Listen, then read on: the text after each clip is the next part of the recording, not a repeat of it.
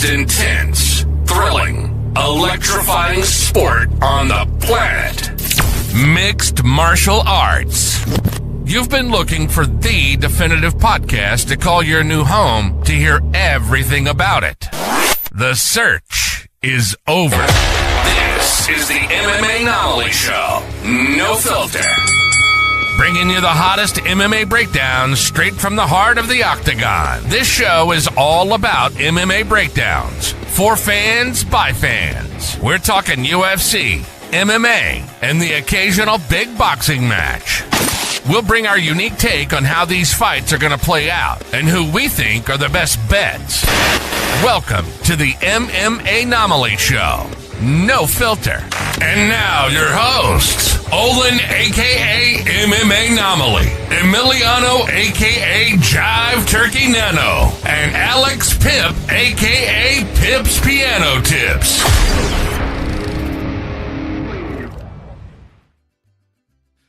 What is up, fight fans? Welcome back to another episode of the MMAnomaly Show. No filter. I'm your host, Olin, aka MMAnomaly, and with me, as usual, on my happiest days, are the co-hosts with the most. We're talking about a Jive Turkey Nano and an Alex Pip, aka Pip's Piano Tips. What am I talking about? I don't need to introduce these guys. You guys aren't new around here. You know them. You love them.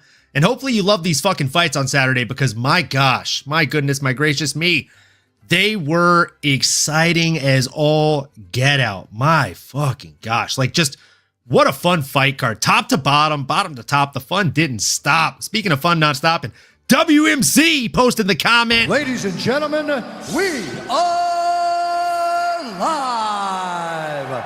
Yes, we are, sir. You love to fucking see it. Jimbo's old lady. Let's fucking go is LFG. right.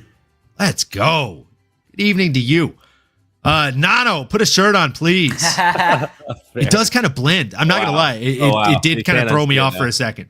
I'm gonna have to move the mic. I'm gonna have to get readjusted here. My goodness. Pride month. Yeah, I picked a bad shirt. Sorry, WMC. Great to have you though. Unfortunately, Pride Fighting Championship always makes me think of that Workaholics episode where they have the Pride Party. They're like, why you guys didn't invite us to the Pride Party? We're huge MMA fans. Yeah, I love Joe Rogan. That show's fucking amazing for anybody who hasn't watched it. But before I go any further, let's start off with this. Nano, how are you doing, brother, on this beautiful, beautiful Tuesday? Doing fantastic, brother. Great to see you. Great to see you, Pip. Great to have all y'all in the chat there, Miss Lady, WMC, and all y'all trickling in as well. If you're live, feel free to chime in. It was a hell of a Saturday night. And if you're listening to this later, let us know how you're feeling after. Let us know your thoughts because there was really a lot to take in. I mean, look no further than that main card. Absolute bonkers fights all over this card, brother. I can't wait to dive in. I am absolutely excited. My one word reaction is sheesh. Pip, great to see you, brother. How you feeling? How we living? Oh, I'm doing good. Had another great weekend. Kind of worked on the house a little bit, played the piano a little bit, and I got to watch some amazing fights. And happy belated birthday to you, Uncle Olin. So I hope that went well for you. But I'm excited to talk about these fights. Honestly, I mean, we had a great card this weekend. Felt like my birthday came a day early, if I'm being honest, man, with this fight card falling the day before it. Man. I got to tell you, though, you know, I've told you about the t-shirt curse, right? Like, anytime I buy a t-shirt for a fighter, their directly next fight, they lose. And they lose it, like, badly, in emphatic fashion. I've discovered, I think, a new curse. If there is a fight card on my birthday or adjacent to my birthday, the fighter in which I'm pulling for the most, or fighters, I've realized, they just lose. Yuri Prochazka, Curtis Blades, like it was a tough night, man. But I mean, to Carlos Ulberg, all I can really say is Congratulations. You know, good on him. But apparently Yuri Prochazka says, I'm coming. The time will tell. Yeah, I mean, the fights were wild. Let's just jump into them, guys, because the fights were nuts, and we have a lot to discuss. The first one was a light heavyweight title fight between Yuri Prochazka, the samurai of today.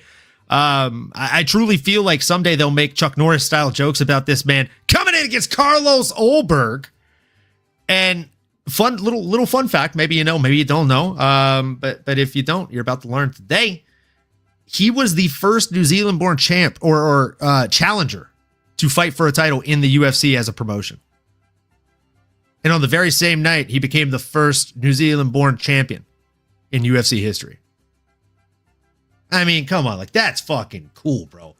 I love stuff like that. Like being able to represent your country on that scale is always like, obviously, I feel like it's got to be just not only a heavy weight, but a heavy honor to carry and be able to hold. And to be the first, bro, come on, give it up for Carlos Ulberg. The guy got it done on one leg. And if I may, I did just have my birthday on Sunday, so this is going to tell you about how old I am. This fight, it reminded me of another fight, eerily so. There was a fight in 2010 in Strikeforce between Melvin Manhoef and Robbie Lawler. Now, if you haven't seen it, if you have Fight Pass, highly recommend checking it out. One of the best fights you've never seen. Melvin Manhoef is a Thai-style fighter. He's wearing the Thai shorts. He's coming in and just chopping the fucking trees, bro. Like, he's kicking Robbie Lawler's leg so hard, his leg is doing this off the mat, like flying completely sideways. He can't plant on it. He comes in, he lands another 2 leg kicks. Whoosh, whoosh. Rogan's like, I don't think he can really plant on that leg even. And then Robbie comes in for another one and boom. Or sorry, Melvin comes in for another one. And then Robbie just overhand from hell shatters his nose. Across the next like 5 to 10 second gap of video you watch, you see a puddle forming under the guy's face as he's eating follow-up shots. Like, just complete flipping of the script. And that's exactly what we saw on Saturday night, right, boys? Like, Yuri, make no mistake about it, I don't know that he actually caused the damage. It's easy to say that he didn't, but he was forcing him back. He's not used to fighting on the back foot like that. And you're doing weird movements that you're not used to. So to some extent, Yuri did cause that injury. He essentially looked like he blew his ACL. And because of that, he only had one leg underneath him with which to work. All Yuri had to do is stop spamming the, come on, let's go, come on.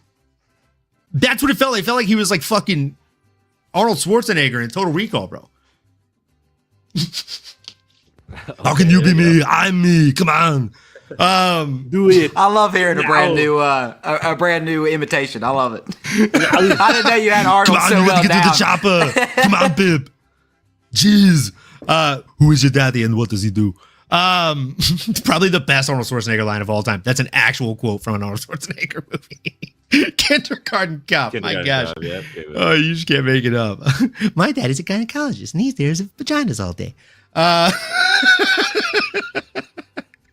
So, speaking of crazy quotes, saying you showed mercy in that moment is wild, considering you followed up with 3 to 4 more leg kicks after you realized the leg was compromised. If I'm Yuri, I am not only throwing the outside leg kicks, I'm switching it up. I'm throwing inside leg kicks. Like, I'm looking like Hal Rong from fucking Tekken. I'm throwing so many goddamn kicks. He just didn't do that. And also, there was a moment before the knockout, I believe it was maybe like 15 to 20 seconds before the knockout, where they're closer to the center of the octagon, and Yuri does throw another kick. And as he throws it, a left hand, just like maybe one knuckle or an eighth of a knuckle, catches him. And you could see him go, and he like shakes it out a little bit. And at that moment, I realized, holy fuck, with one leg, this dude still has kryptonite in his hands. And Yuri's the Kryptonian inside there, bro. Like, he absolutely is just getting pelted and weakened by these shots. So I was genuinely shocked. I was genuinely surprised when it happened. But in hindsight, like going back and rewatching it, I was like, oh, dude, like his hand was down. And you can see, again, Ulberg tests 3 times right before he throws it. He feints 3 times. And every time, Yuri's hand goes down instead of up. And it's almost like he has this realization, Ulberg, like, fuck, is he not going to raise his hand? Is he not going to block it? The right hand's just going down every time. I guess I'll commit. And then he just fucking rocked off the cage and boom! It was nasty, bro. It was nasty. Very impressive win by Carlos Ulberg. I got this one wrong, not only on my bets across multiple of them where Yuri was supposed to be the goddamn anchor, but also in fantasy, where this significant other had Carlos Ulberg. And even she thought Yuri was going to win, which makes it worse. So I got 5 points in fantasy. I think 5.9 to 110.92 for Carlos Ulberg. That's tough. Yeah, it is what it is. I got my shot poured up because I fucking certainly got this one wrong. And that's how it goes, as we usually say on the show, a bet made, a debt paid. So cheers, folks. Pip, I believe you got it right. So, enjoy your Red Bull, my guy. And if you're drinking, whether you're drinking shots, Red Bull, water, fucking raw dog and some air, just enjoy it, right? And make sure you like, comment, subscribe, and smash the bell for notifications. Cheers to you. Salud.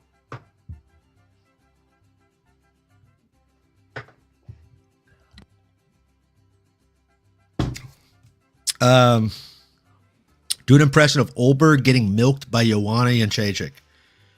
I don't think you spelled Jędrzejczyk right, but I'll do it anyway. Fuck. You really milking me down there, huh? Right.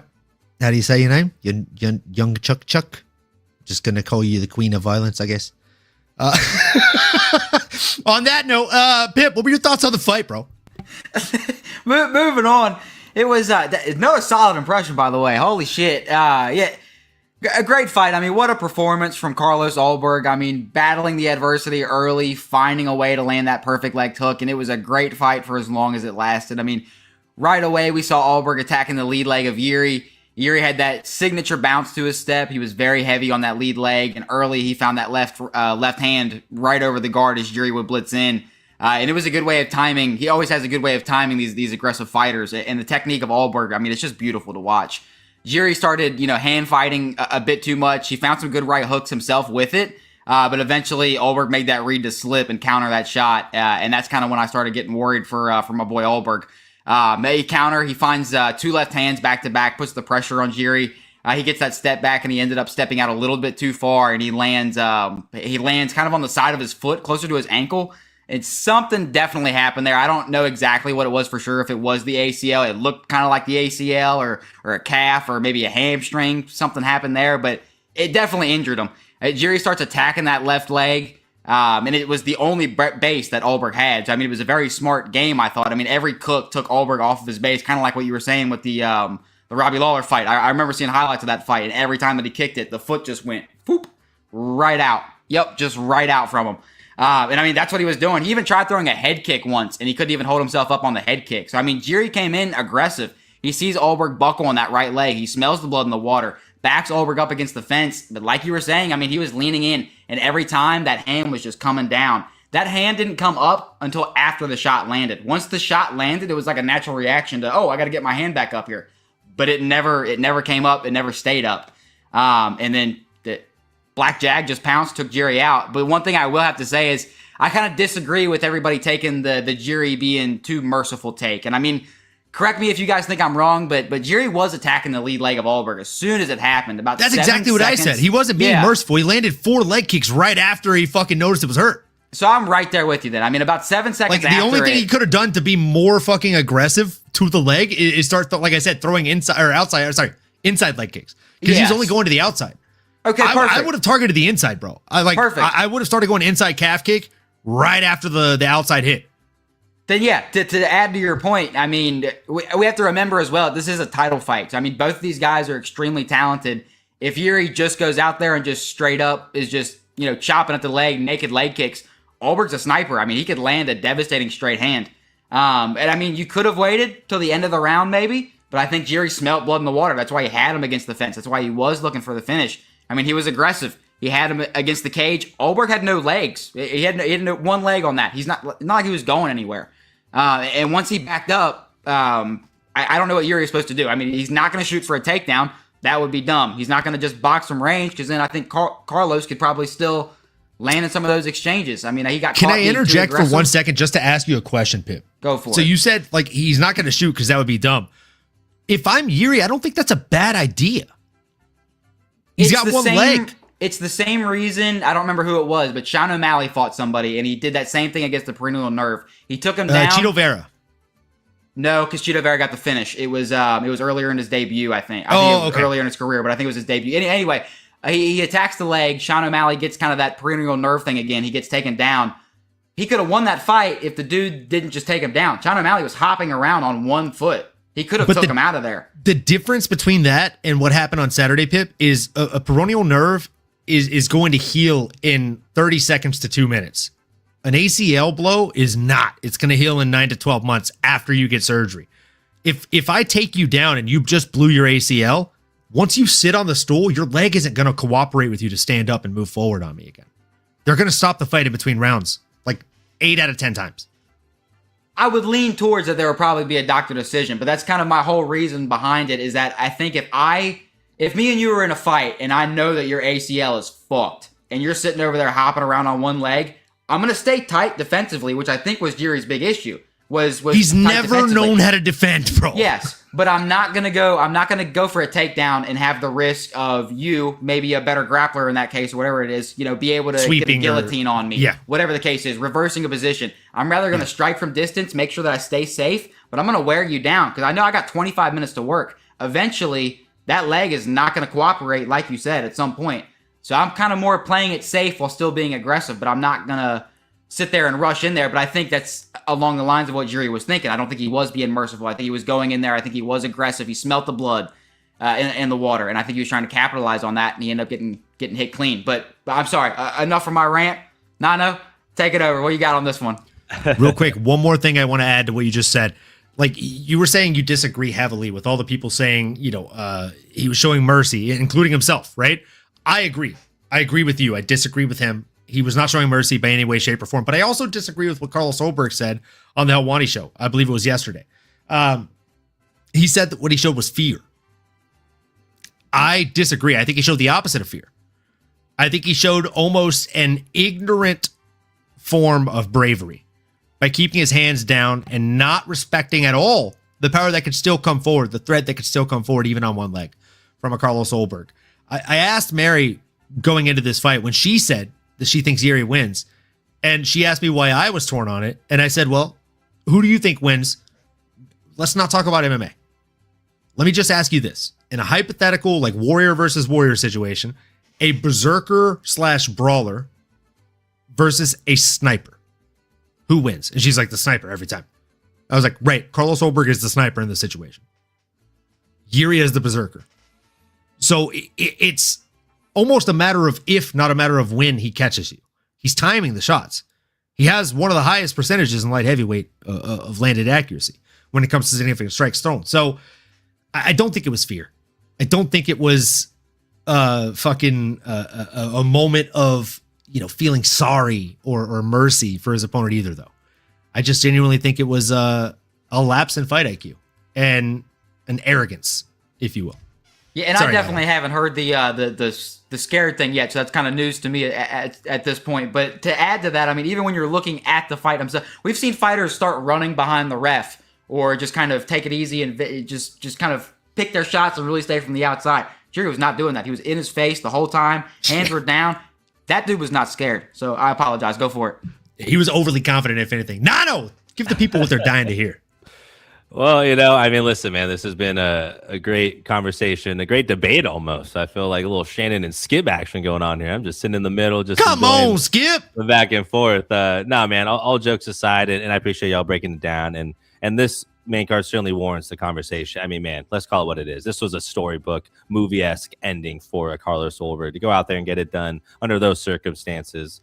Heading into the fight, I thought Carlos looked like a big, bad mofo. Okay, my impression when they faced off and you're just looking at Carlos, obviously he's a good-looking guy, but, man, I mean, he was just staggering over Yuri Prochazka, who, Yuri has that aura to him as well. So I was really, really excited about how this was going to actually unfold. And then, and like most of us saw, like Joe Rogan and the team pointed out, the knee, right? It was pretty obvious to me. Some of my people I was watching with thought it might have been the calf or the ankle or the Achilles. I thought it was obviously a knee. Like you guys mentioned, it could have been the ACL, the MCL, PCL. You got the kneecap itself, like the patellar. Like, I mean, anything could have happened, but it doesn't take much, and it was obvious. Something happened. There was a chink in the armor, and I think everyone recognized it right away. I think Carlos, you got to give him some credit for putting on a hell of a poker face and getting out there and just literally toughing it out. I mean, we've seen people have this happen. i.e. Tommy Aspinall, where he kicked someone, went to go put weight on it, and just collapsed. Typically, they tend to do that. Or, again, the real savages, not that Tom's not, but I'm just saying, they'll fight with that freaking torn ACL or whatever. It doesn't matter. It's actually torn ACLs and things like that happen pretty often in the UFC, more often than you would think, honestly. So to the point you guys made, it just boiled down to a toughness thing at this point, and then an execution part as well. And Yuri he made the mistakes. I think he fucked up when he pointed to the center of the octagon. It's like, okay, hey, if you know he's hurt and all that, and you're being graceful, but then you're also going to point to the center. I think that pissed off the MMA gods. I think they saw that as a disrespect, because I don't know how else you explain it. I mean, listen, guys, like, I think to your point, if I'm the coaches, I'm either, just constantly attacking the knee specifically, or, hey, stick to the game plan. Don't change anything. Keep your movement. Stay unpredictable. Don't stay in the box. Eventually, his knee's going to weather out. We know it's hurt. And you've seen him kind of grasp at it a couple times. Let him collapse. Let him go out in the shield. Don't do anything different than what the game plan entailed, which was movement, ripping the knee. Maybe you go throw some combos once he's up against the fence like he was maybe itching to do. But that's where I think he did go wrong. And he mentions showing mercy, which maybe in the back of his head, that's probably what he felt, I'm sure, right? I mean, he was playing with his food a little bit, as we like to say, and you just simply can't do it. There's no excuse. Hurt or not, you go out there until the bells ring. Even if you think he's knocked out, like the mindset is, until the ref pulls me off, like, you go out there and you finish the job. That's what a samurai would do. So wounded samurai or not, that was not the samurai way. He should have went out there and took care of him as you would, show him the dignity to take him out of his misery, if you will. Come to find unless now he's on the other side of history, and it's unfortunate for him, but then, hey, you got to look at where the gold is now, and that's Carlos Ulberg. I mean, hell of a performance, hell of a freaking championship win, and new. He's got the look, he's got the dub. Obviously, he doesn't have a knee right now, but and as WMC says, apparently missing leg days. But no, man, I mean, this guy's legit. This guy's every bit of a champion. There's been so much turnover at the light heavyweight championship belt. It's crazy how we grew up on the John Jones DC era. Now it's a litany of different champions. So I'm curious to see what's next. A lot ahead of us, boys. I don't know what you guys think. I mean, obviously it matters his health, right? If he's just going to be out, like MMAnomaly said, 6 to 9 months, it's really hard to do any matchmaking or anything at this point. But I don't know if you boys had anything top of mind for what's next for these guys. Hip, what you got? Yeah, I mean, that's going to take quite some time to recover. I think most of these injuries are going to be like 9 to 12 months typically. So, I mean, we could get an interim light heavyweight belt here. But if I'm going what's next for Ulberg, kind of hoping everything goes well, give him Magomed Ankalaev. I think that would be great. I mean, I could definitely see a rematch happening for sure. But I say give him Magomed. And I just put up a poll in the chat. Should Yuri get a rematch with Ulberg when he is healed? I don't think he should, personally. But with that being said, I mean, this is going to be a 9 to 12 month layoff that we're looking at, if it is indeed an ACL tear. Not, I'll be honest, when I watched it, I know you have a pretty extensive sports background yourself, so you saw different things as well. I think it looked like a calf strain or a calf tear. Like the calf strained and pulled apart from the rest of the leg tissue very clearly. It was above the Achilles. So I don't know. I think it was a calf strain or a calf tear. Not 100% sure, but curious to hear what you guys think it was. And as far as for what's next, it's going to be a long layoff. So why not Yuri versus Magomed Ankalaev or Yuri versus Khalil Roundtree? Again, I mean, that was just fucking fireworks. You can fucking give that to me every month. And I'd watch it, bro. It's just a fun fight. No, realistically, I think Yuri should fight Magomed Ankalaev. If not Magomed, why not Paulo Costa? He had a stellar performance. Yeah, bro. I was just saying, I'm glad you mentioned him. I mean, that's definitely a great segue for, what's the next fight here. But yeah, I think there's a lot of different contenders. I think if you're Yuri, you're going to stay busy. You're going to want to fight maybe someone new or someone that's coming off a win or is in that top 5-ish. But yeah, someone like a Paulo Costa and a Yuri, that makes so much sense. That would be huge. That could headline a fight night card. But to answer your question, I mean, not that I'm a doctor, but I think from what I do know, sports wise, and I think even like him mentioning the knee and kind of him like grimacing and pointing at it, I think what we saw was the muscle kind of coming down the calf, right? Like everything kind of starts up and makes its way down, or I guess from the feet up, if you want to look at it that way. But it looked like it tore off and pulled down. Mm-hmm. That's why I was thinking a calf tear.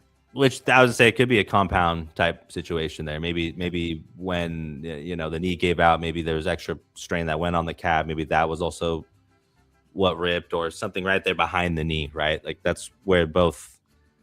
I think it's your MCL that runs behind your leg right there, like where you kind of fold. And if you like run your fingers across like behind your knee and you kind of move your knee up and down, you feel it. But yeah, it's like partially your MCL and then that calf muscle. And yeah, if it tears anything, I mean, you're going to see it kind of like snap back into place almost.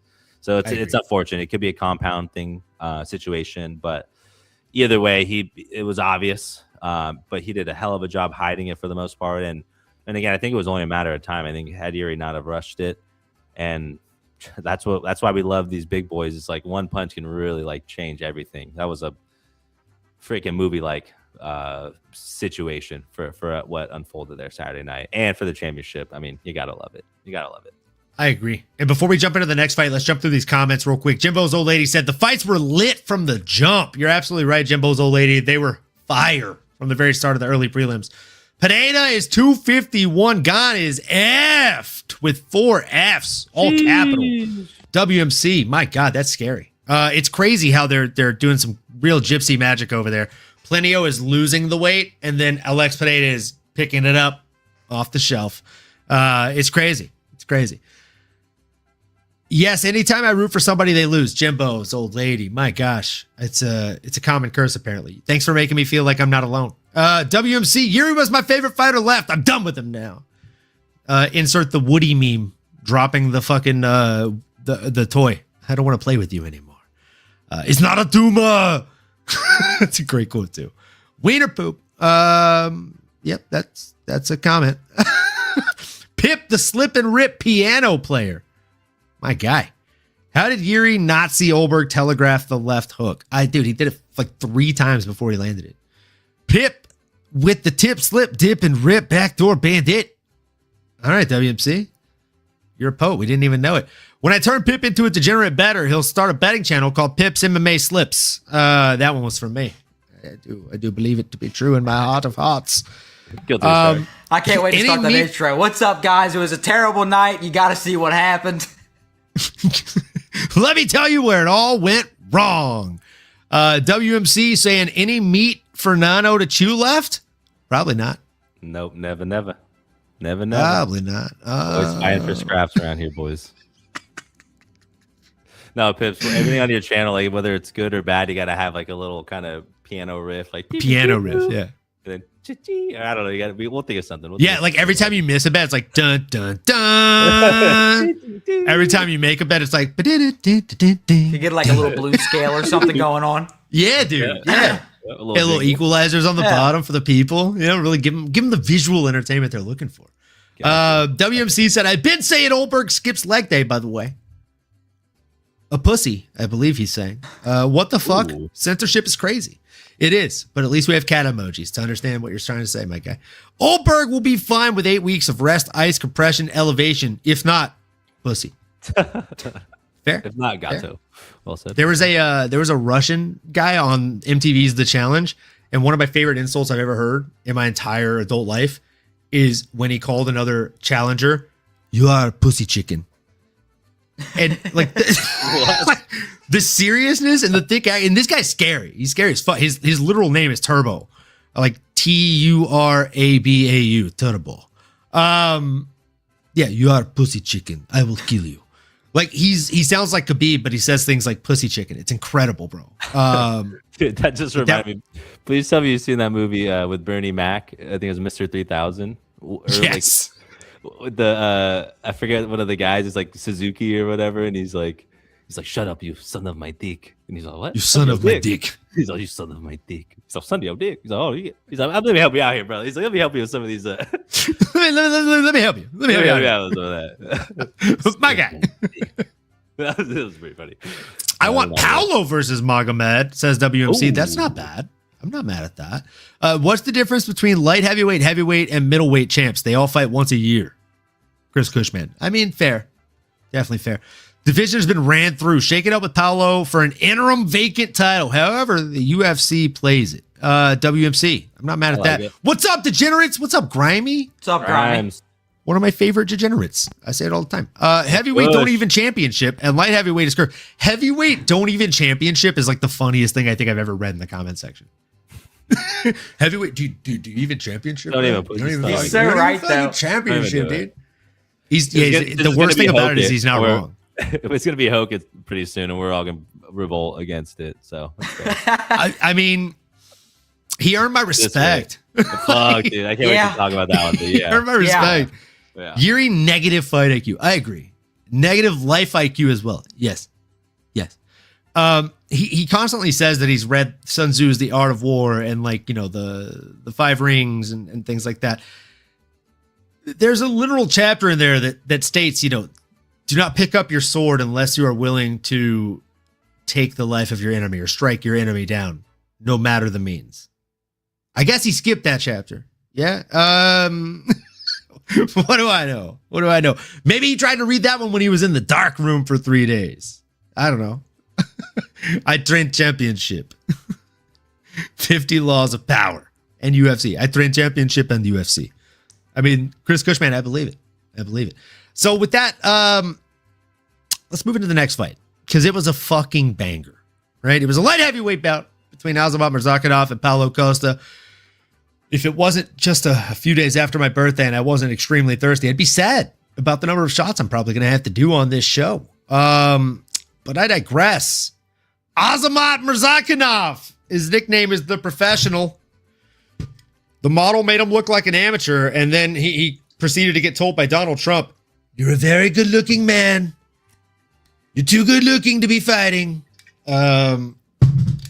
Which was just fucking hilarious. I'm glad everyone caught that. He's like, "You're too handsome. Too handsome." That was my favorite part. Too handsome to be fighting.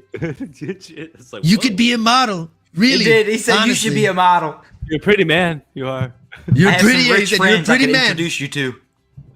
Dude, that man's going to end up on Epstein Island. Have an island. Check it out.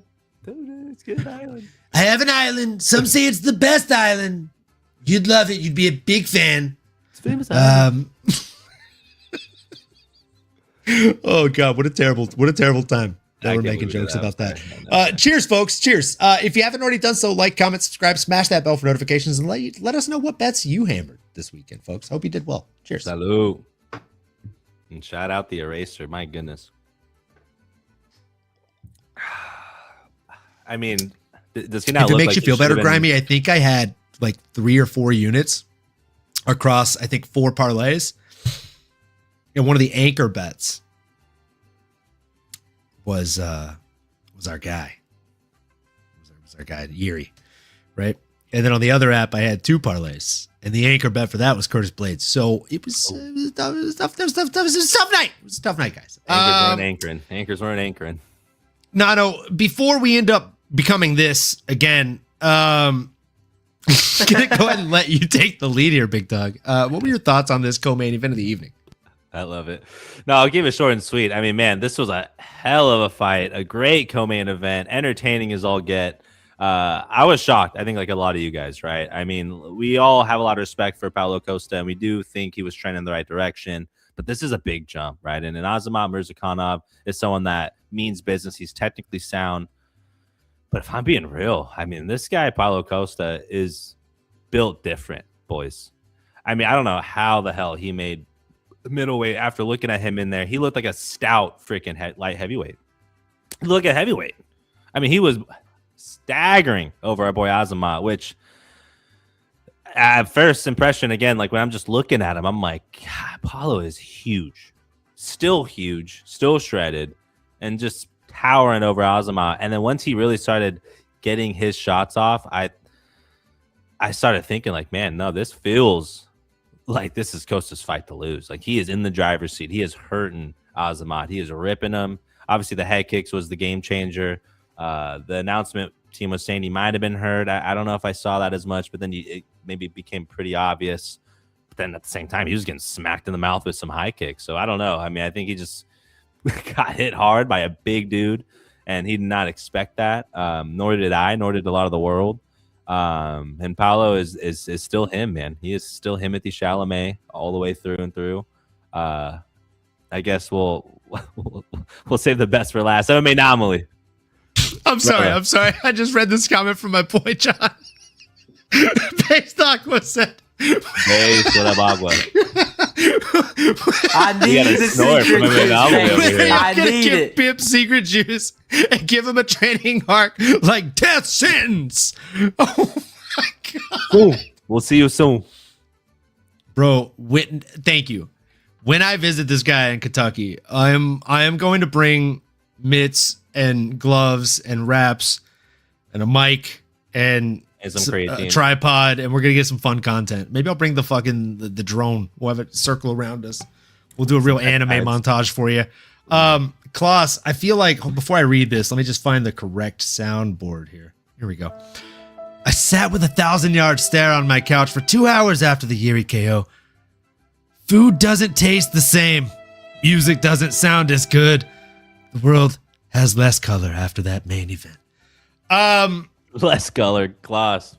You're a man. You're great with the words. Great. You're a wordsmith. Like, do you even know who you're talking to? You realize like the MMA part of the MMA Show is legitimately colorblind from birth.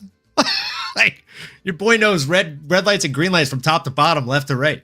That's how bad it is. That's just your world. Yeah, that's just. It's like, so you know what? I agree with you on 2 out of 3 of those things, but the color thing was already kind of a wash for your boy. Every day looks like Jiri losing to me. Rainbows are a lot less fun when you're me. With that being said, Azamat Murzakanov versus Paulo Costa was also a lot less fun if you were me and you bet on Azamat. The consummate professional came in 16-0. Now he's 16-1. Is 2026, this begs the question, the year of O's having to go? I mean, how many undefeated dudes are we going to see lose? It's tough out here. I think the only person that might remain undefeated throughout the year is probably the marvelous Alyssa Maldonado, if I'm being honest here, folks. The rest of these O's got to go. And that's what Paulo Costa said. The things that stuck out to me the most, if I'm being completely candid with you boys, is the body kicks, right? Like Borochinha at 205, he looked like that 2018 monster again. First round, he's exploding with speed, power, combos. He's hurting the professional multiple times and stuffing early takedowns. Round 2, Murzakanov is clawing back in. You know, he's trying very hard with the wrestling. He is trying very hard. Some say it was a great effort. But Costa's body kicks and his knees, they're piling up damage. I always say, Nano, you've been here a lot longer than Pip. No disrespect to Pip, but just in case you haven't heard this one, I call body damage. It's not your paycheck, right? But it's stacking pennies for a rainy day when the paycheck's late. It's an investment. It's an investment. It's a long-term investment, Pip. My guy is a realtor. He knows exactly what the fuck I'm talking about when I talk about a long-term investment. You feel me? So with that being said, like he was stacking pennies for a rainy day from the very start. There were 2 things that shocked me. Nano already talked about one of them, and that was the sheer size of Paulo Costa at light heavyweight. I thought he'd be the smaller guy. At weigh-ins, I was like, oh, should I change my pick on the underdogs competition? The bet's already locked in, but I can make this change.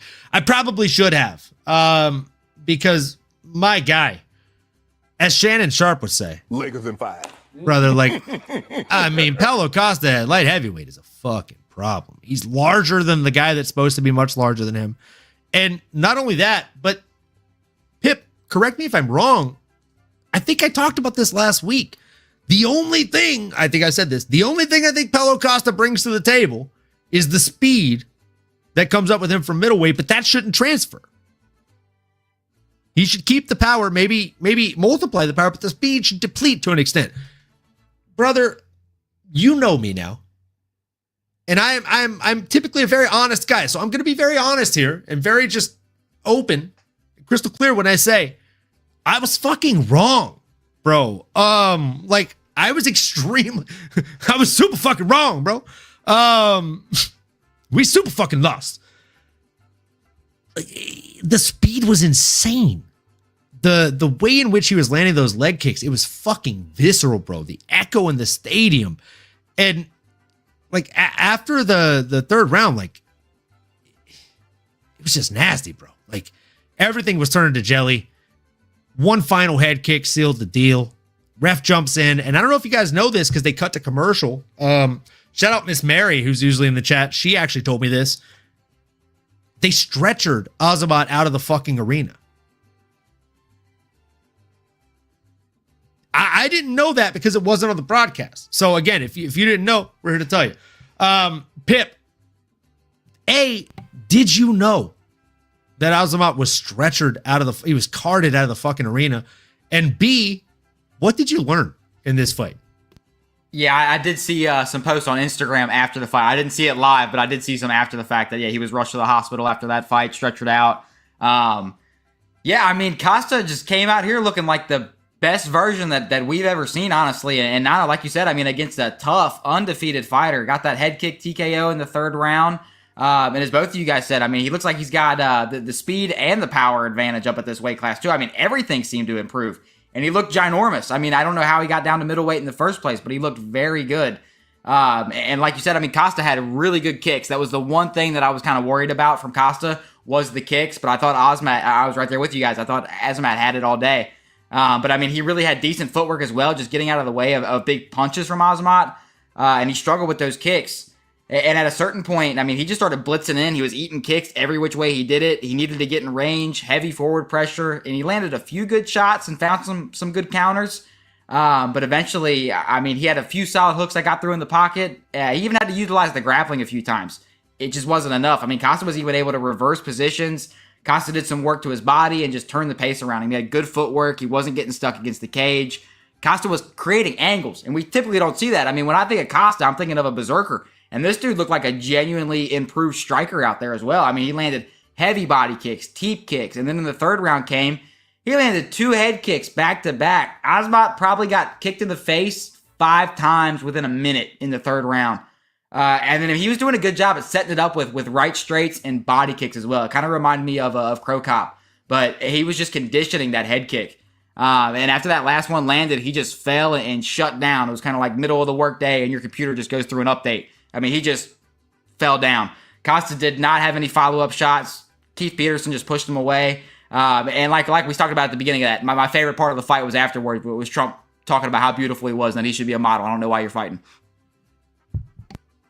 You're pretty, man. You're very pretty. Very pretty, man. You are. They told me you weren't pretty, and I said... It's all fake news. It's phony stuff. It didn't happen. That's what we're saying right now. Man. Exactly. Man. Now the real question is, what do we think should be next for this guy? Right? Like, he didn't enter the light heavyweight division. He came in and fucking put his dick on the table of the heavyweight division, if we're being completely candid here. Nano, I went to you first for the breakdown. I'll come back to you again. Do you have any names burning on the tip of your tongue for Paulo Costa? Secret of juice.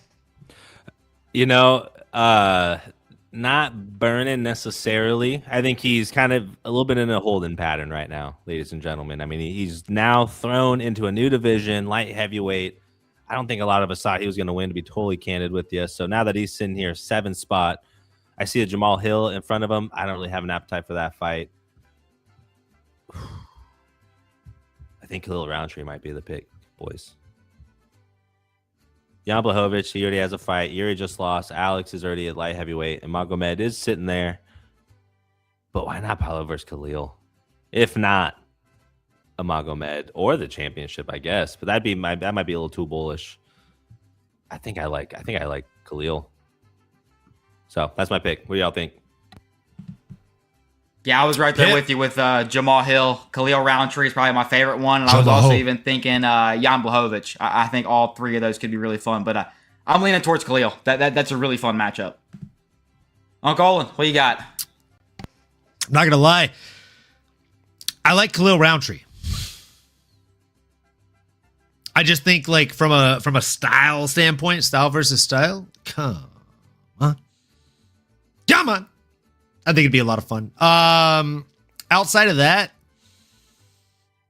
Jan Blachowicz is already matched up against Bogdan Guskov. Do you want like a realistic pick, or do you want like my fantasy pick? I want both of them. Fucking what a beautiful soul you are, Pip. Oh man. If not Khalil, I wouldn't mind seeing him fight either Magomed or Yuri. Right? I just think it makes a lot of sense. I've already said the Yuri shout. Now you want it both, so I'm going to give you my fun fantasy pick. He's very angry that Josh Hokit got the bonus. Josh Hokit is but 28 pounds over the cutoff. Josh Hokit could go on a side quest, and have the last laugh Skeletor style. I fucking love it. I think that could be a fun fucking fight, dude. I could also see Paulo being like, fuck it, secret juice. I drink more secret juice. I fight you heavyweight. He'd go up to like 230 and fight him. I mean, like, no weight cut Paulo Costa could be the next salon quality Dustin Poirier. What do you think Paulo walks around at? I bet he could 225. Yeah, he could do it. That's a big boy. You see how big he looked against the professional, bro? He was big as shit. He was big. He made that was a big light heavyweight. He made him look like a small boy. Joe Rogan at one point was like, do you see the size of him in there? He was supposed to be the smaller guy. He was a big boy. Anybody who thinks that he is a small light heavyweight after Saturday night should be saying, but I cannot see. I'm legally blind. Because come on, bro. That's a big man. That's a big, strong man. Who hasn't Khalil fought yet? Western Mass Climber. I think he hasn't fought you. Sign it! Sean Shelby. Dana White. Mick Maynard. Let's fucking get it going, brother. Yuri needs to fight down the ranks. Is that like, what, four title fights and 8 fights in the UFC? Not happening, bro. He's a superstar. It's like Conor McGregor. He can be number 5, fight number 9 or 10, and get a fucking title fight. You know what I'm talking about? That's a real thing that happened with Conor McGregor. I didn't make that up. Fucking Dennis Seaver, bro.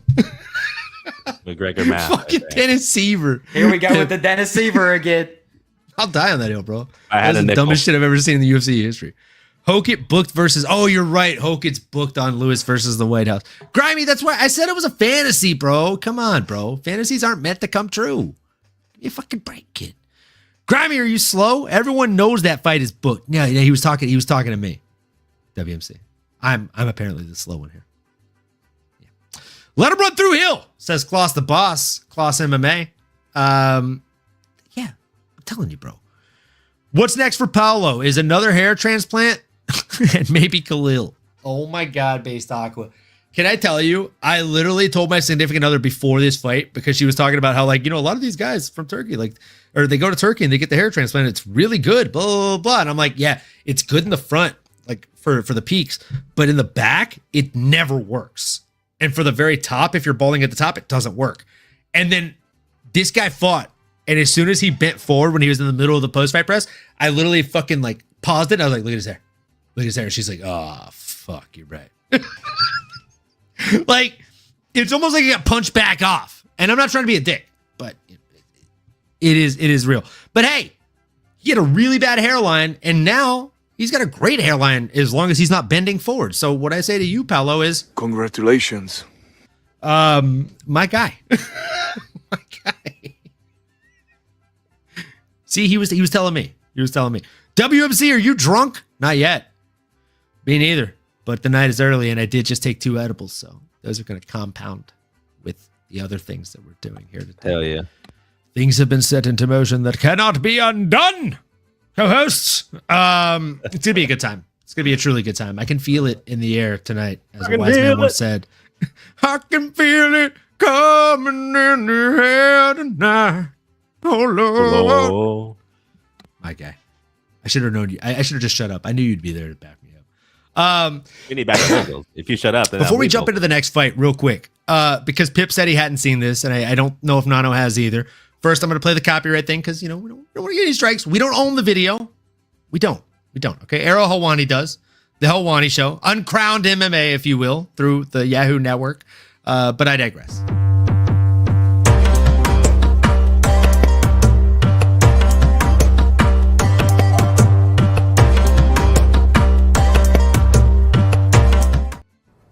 He has said since that he showed you mercy and he regrets that, and he let his guard down as a result of that.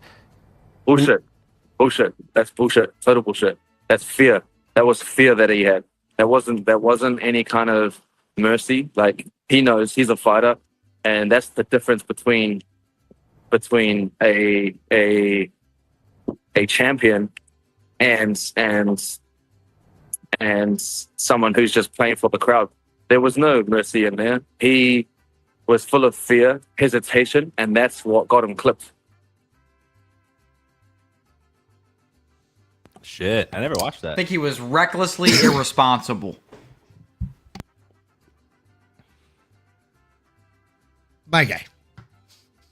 Hey, it's hard to argue with him too when he's like, I'm a fighter. He's like, I'm in there. So it was fear. I'm like, oh fuck. I look at Carlos, I'm like, damn. I'd probably be fearful too if I was standing across from you, regardless if you're a wounded deer or not. I'm looking at those hands. I'm like, oh fuck, I don't know if I want to get in on this guy or not. So that's the thing. You are trying to, make your way in, and fuck. For real? Damn, it must be true. I know I'm not admitting it, but let's be real, boys. Let's be true. Damn, that's bad. For real. Oh man. Yeah, I agree with Grimy here. It wasn't fear. It was I wouldn't say stupidity, I would say ignorance. Right? He was arrogance. He was too cocky. He thought this guy is on the one leg, he cannot knock me out. And then motherfucker just got fucking off, bro, like a Fortnite character. That was perfect. He probably would have got memed on, bro. If thank you. He probably got memed on if his homie had two legs to fucking do a meme dance on him. With that being said, his opponent could hardly walk. Barely. You know what I'm saying? So with that, let's go ahead and move into the next fight. It's yet another fight. We're only 3 in here, folks, that I have to do a shot on. It's Curtis Blades against Josh Hokit. It was, I'm not going to lie to you guys. It was his first time on the far right joining our DraftKings little private thing, which if you want to join, I will start posting them in the comment section right after we do the prediction episode. So that way any of the comics or fans can join as well. It's $1 entry, winner take all. We do it for like friends and family on DraftKings. It's like fantasy UFC. You make your picks and yeah, it's a good time. But I digress. Pip entered for the first time ever and came in second fucking place. Damn near won the whole thing. But man, I was leading for the first like 6 fights. And I was like, oh, it's my night, bro. Like I'm going to crush it. And then, the prelims hit about the halfway point and I'm still feeling pretty good. And then all of a sudden, one eternity later, I'm crying. Because I'm in like 7th place. Not a good pole position. No matter how you measure it, whether there's 10 or 110 people, 7th ain't great. So great job, Pip, for getting second. You did real good. That Kevin Gastelum pick fucked me, dude. I tried to tell you, bro. I little fuck brutal. Did I say submission round 1 when they're dry? You called it perfectly. I should have changed my pick at that point. Everything else was going so well. I'm also in another fantasy picks league with Against the Fence podcast, and I missed a whole week. And there's like I think 40 of us in there, and I'm still 14th. And I was like, oh, dude, this is my night to get back. And then I check like 5 fights in. I've predicted every winner and every outcome and every round. And I'm like, oh my God, I am the fucking Messiah tonight. And as soon as I said that out loud, honestly, I should have to go to federal fucking prison. Because that jinxed myself pretty bad. I don't think I got a single one right after that. You sent me a picture too right before the fight and you're wearing a Jerry shirt. I said, I hope to God you didn't just buy that. No, he already had his loss after I bought that shirt. He already had his loss. Honestly, I'll tell you when I knew that it was a curse, a t-shirt curse, is when I bought a Marab Dvalishvili shirt and then he lost the rematch to Petr Yan. Yeah. It didn't even make it yet. It made it the day after he lost. And I'm like, you're fucking kidding me. I forgot to order this shit. That'll solidify it. I was like, this guy's literally, like, statistically, he's not supposed to lose. And he did. And I'm like, this is actually my fault. This is all because of me. It's all my fault. I did my best. Oh, man. Speaking of things that make me play the sad violin, the next fight was a heavyweight bout between Curtis Razor Blades and Josh the Incredible Hoke. I just had to play it again without saying anything because I feel like we needed a moment of silence for Curtis Razor Blades. God damn.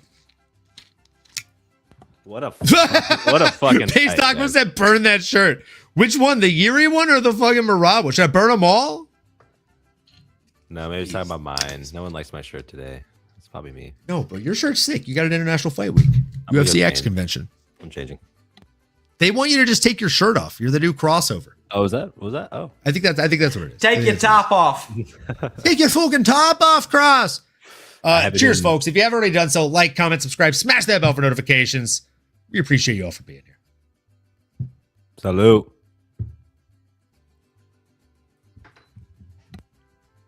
See, he confirmed it now. See, this sucks. Said both. He said burn that shirt. Both. Carlos shirt's cool. Oh, okay. I actually did get a Carlos Prates shirt and then he won. Oh, dude! Fighting Nerds might be the curse breaker. It's not necessarily a Carlos Ulberg shirt, but it is a Fighting Nerds shirt. So, could be the one. With that being said, at the true risk of this being the situation here, we're going to pass it to Pip first to talk about this one. Pip, what were your thoughts on the Incredible Hulk and Curtis Blades, a.k.a. most people's frontrunner for fucking fight of the year? Yeah, I think it's already a pretty close contender, if not the contender for fight of the year. I mean, this was an insane fight. And I was really hoping Hokit was going to go out there and get fucked up. After all the shit that he was talking about leading up to the fight, after the performance, I was like, I gotta respect him after that. I mean, Hokit came out aggressive. He was extremely fast, had nice little 1-2, step out, 1-2s again, and it was over and over again. And Blades was just eating him. There was no head movement. Hokit was standing in front of Blades, and then Blades came back, decided to start pressing forward, rocked Hokit. Hokit was eating shots. He had a little bit of better head movement, but either way, I mean, Curtis was just standing right in front of him. It was almost the same game plan, just happening differently on both sides of it, honestly. I mean, after that, we saw the same thing just over and over again. And you think both of these guys were going to get gassed, somebody's going to get knocked out or just fall over. But it never happened. I mean, Josh was just there to engage, and Curtis would start landing, and it was a back-and-forth war. I cannot believe that both of these guys honestly stayed on their feet for 3 rounds. I mean, we got to a point where, honestly, both of these guys were hitting each other at the same time with the same shots. I mean, it was kind of crazy. Hokit started giving a little bit more respect after realizing Blades is, actually pretty tough outside of all the middle fingers. He was attacking in bursts instead of constant pressure. He would burst in, wait to see how Blades would respond, and burst in again. Hokit also did a decent job at pairing the shots. He was able to roll his head with some of those shots and avoid, most of the big impact. He also did a good job of just kind of rolling his head with the shot. So a punch would come, and he would get hit, but he'd be able to kind of roll with the shot a little bit. So, I mean, that's kind of how he was staying alive in there. Either way, I mean, both these guys had really good moments, and it was just a fantastic fight up until the end. I have never seen a fight at heavyweight go that pace for 15 minutes. And they did put on a new record, most significant strikes landed combined in a heavyweight fight in the UFC history. But, I mean, Josh Hokit, proved that he's here to stay. I mean, he showed that he had heart. He's extremely durable. He could stuff takedowns. And he could stand and bang with top-ranked oppositions. It was a phenomenal fight. What'd you think on this one, Nano? Oh, man. No, great breakdown, brother. I mean, listen, this fight was absolutely bonkers. To your point, I mean, we got 395 total strikes between the two of these guys. And we're talking about a heavyweight fight here. We always make the joke, it's either a hit or miss. It's either a complete snooze fest if it goes the distance, or you see the quick knockout. So, it's like rolling the dice. You may want to watch it, may not love it, you may love it. And this is the best of both worlds. We got 15 minutes of absolute pure dominance. Not dominance, but rather just pure violence was really the word I was looking for. And let me just say, going into the fight, Hokit really does all the antics. He does everything that he wants to try to do in terms of being polarizing. MMAnomaly here, heavyweight over is a safe bet. Yeah, I mean, this was one that both guys are tough as nails, right? I mean, Curtis Blaydes is at the cream of the crop, at the top of the division. And Josh Hokit, like we said, Vegas must have been seeing something. Hold on. I got to interject. I try not to cut you guys off very often, but did you just use a literal Macho Man Randy Savage quote to describe the opponent of the guy that's doing a Macho Man Randy Savage shtick? I don't even know if you did that on purpose, but that was incredible either way, bro. That was awesome. I swear. I just had to give you props. Maybe because in the back of my mind, is the cream of the crop, brother. Top of the top. Yeah, I feel like I was picturing myself with the American flag bandana and the Ray-Ban Oakleys, which I have as well, or the Meta Oakleys. And it was funny, like as soon as he started walking out, my two buddies who were like very casual MMA fans, they saw him walking out and immediately like, oh, I don't like this guy. They just didn't even know Josh. At face value, they saw him. He was doing his little antics. They're like, oh, actually, I want this guy to lose. Screw this guy. And so it's pretty funny just knowing, like, even just to a casual, just Josh's overall just presence was just one that they found to be perturbed and just irritated by. So I love that. But again, that's what he does, baby. That's showbiz, baby. That's polarizing. And yeah, hell of a fight. I mean, it was entertaining from the first bell to the last. I guess I thought Curtis might have won around in there, but Josh winning was the right call, and now him versus Derek Hot Balls Lewis is going to be an absolute banger on the I guess what are they calling it now, the White House card. So UFC Freedom 250, which they should call it UFC 1776, if we're being honest. Facts. But yeah, man, hell of a fight. MMAnomaly, bring us home, man. This was hell of a fucking showcasing here. What did you think, man? Walk us through it. Don't leave anything out. I'm glad we already did our shot. Because, man, fight of the goddamn night. Maybe fight of the year. Definitely, possibly, maybe fight of the heavyweight division ever. Best fight. Hokit came out like a fucking bat out of hell. Wobbles Blaydes early. Opens a cut. Nearly finishes him in the first round. Looks like the light's going to go out. And then Blaydes survives, starts landing that heavy volume, and then just putting it together in the second round. He landed the 2 takedowns, the over 1.5 takedowns hit. It's a shame that Erie wasn't able to make that happen for me, But hey, out of every parlay, there's one fighter that makes you say, "There's a little snake in the grass." And that was unfortunately Erie this time. But again, like I said this last week when I picked against Hokit and made myself have to do a shot this week. I said straight the fuck up, kids. The biggest thing, and it's funny, Pip, because I said the opposite about Costa. I'm like, Costa's going up to light heavyweight. First thing that's going to go is the speed. Josh Hokit, biggest thing he's going to bring as a lighter guy, speed. But there's reasoning, there's logic behind that, okay? I'm not drunk and or high. I am honest, and I am very, very analytical. So here's the thing. I think the reason that I feel or felt, right? I stand corrected, obviously, on the whole front when it comes to Paulo Costa. The reason I thought that his speed wouldn't transfer is because he's fighting at a new weight class. Josh Hokit is fighting at the same weight class of heavyweight where he's typically fought, but he's fighting at 20 to 30 pounds less than the opposition. That gives you a speed advantage. It is genuinely an analytical advantage at that point. But he turned the speed up, and not only that, he had power behind it. And Nano, you've been here long enough to hear me say at least 15 times plus, speed kills. Bro, like speed creates power. And that's exactly what Josh Hokit was doing. He was generating speed, and by generating speed, he was generating force and power and momentum. And with all due respect, like when our guy, the one that we all picked, who went 2 for 7 on fucking takedowns, Thank God they set the over at 1.5. He looked stronger and faster, and he had better cardio, and he was just moving it forward. And I thought that Curtis Blaydes, because of the grappling advantage and prowess, he'd be able to dictate the pace of the fight and where the fight took place. And he wasn't able to do that. Instead, Josh Hokit, with the takedown defense, was able to turn it more into a phone booth brawl. And that serves him very well in comparison to a Curtis Blaydes. Curtis Blaydes has never been a brawler. But man, when I say that I earned more respect for Josh Hokit in this fight than ever before, I mean it. But the same vein, I earned tenfold more respect for the guy that got his orbital and his nose broken in the fight. That man got his orbital and his nose broken. Don't know which round, but if I had to assume as a betting man, I would bet on round 1. And then he fought another 10 minutes, maybe 12, with those injuries, and was landing more in the second, third round. If I'm being completely honest, I actually think there's an argument that Curtis Blaydes won the fight.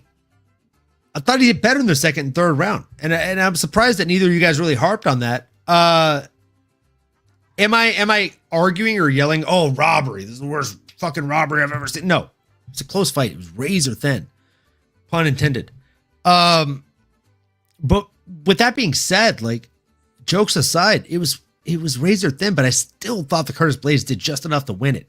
I thought he edged out rounds 2 and 3. And I thought that Hokit clearly won the first round. But I'm not mad at you giving one of the second and third rounds to Josh Hokit. So that's why I'm not yelling robbery. It was a close fight. It was very, very close to contested. And man, stock just goes up for both guys, in my opinion. I've seen more clips of Curtis Blaydes being posted, like talking about anime and things like that this week than I've ever seen before. So big fan, always have been, always will be. But man, Josh Hokit, as much as I hate the skit, he earned a fan of me. Truly, genuinely. Like the grit, the determination, like showing respect on Twitter afterwards. Like I think Curtis Blaydes tweeted, I emptied the clip, I threw the gun at him. This motherfucker's a lot harder to kill than he looks. And Josh Hokit quote retweeted it and said, same. Or right back at you. Like, I love the respect being shown. So, got to give props where it's due. He may or may not have earned a fan of me this weekend. No. I know you weren't a fan of the shtick, but I mean, after that fight, are you a fan or what? Oh, dude, 100%. Yeah. I mean, the fact, once I saw you went to Fresno State, I kind of had to walk my words back a little bit. Anyone that's repping Fresno and is a Bulldog, I gotta give shout outs to. So everything about his story, you know, he was a walk. So he got a bunch of scholarships, but he chose to walk on to Fresno State for football and for wrestling, made both, was like a team captain by his senior year, got drafted by the 49ers. Didn't really play a lot, but then right after that said, screw it, I'm going to the UFC gym. And now he's here. It's like, it's one of those things, like, it's the ultimate, like, feel good, anything's possible type story, right? Not the glamorous 5-star recruit, not the guy that was handed everything, not the nepotism baby. It's like he went out there and he earned every bit of where he's at now. And I understand the shtick is polarizing. I think, yeah, I'm a fan. Let's call it what it is. You know, I felt some type of way about it, but again, when you go out there and back it up, like now he's hard to deny. And if you go out there and be undeniable, you make yourself the obvious choice. That's the life. Those are life mottos I live by. I gotta give Josh Hokit credit. He's got a fan in your boy because that's what he's going out there and doing, man. So you're goddamn right. You're goddamn right. I might need to do another half shot just to let him know I'm with him now. I got to walk back my words. Oh, man, my word. Hand up. That's on me. It's on me. It's on me, brother. Pip, I'll let you take the lead on this one. What do you think should be next for him? Well, I mean, yeah, Hokit's already got his next fight with Derek Lewis, but if I have to go for Curtis Blaydes, man, I just got to say, I mean, Hokit versus Derek Lewis, I think is actually a really fun fight. I mean, I don't think... We'll just stick with that, man. Like, what are your thoughts on the fight? Like, yeah. Obviously, you're excited.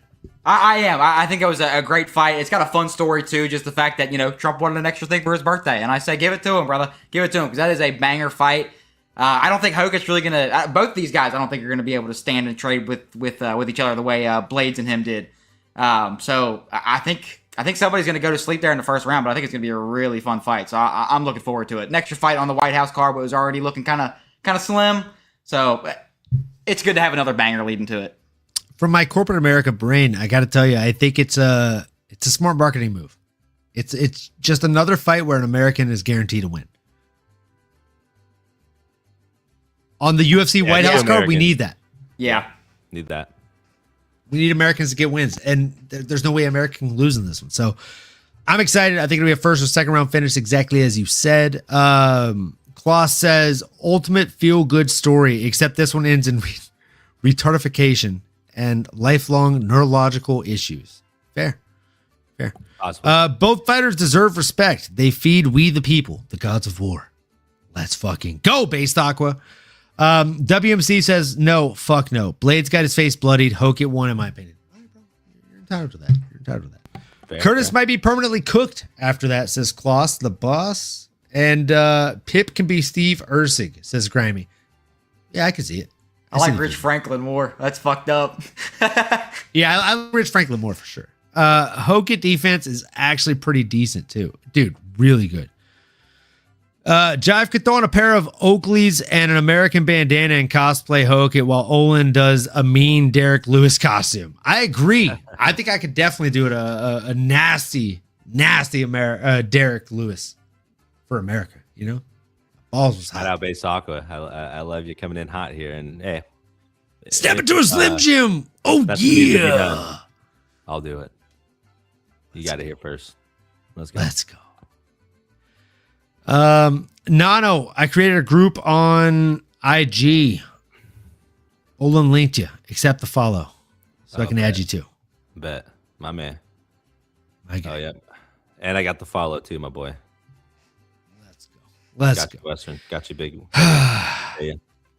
Yeah, I'll just say I'm super excited about the fight card, obviously. Or not the fight card, but that fight being added to it, rather. I think Josh Hokit is always going to put on a performance, it looks like. He's always going to go out on a shield, win, lose, or draw. And Derek Lewis is very much the same. So with that being said, let's talk about a light heavyweight fight that I feel like not necessarily lived up to the hype.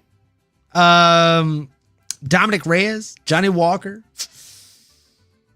The right guy won. But man. It was tough. Dominick Reyes went out there. He did what he can.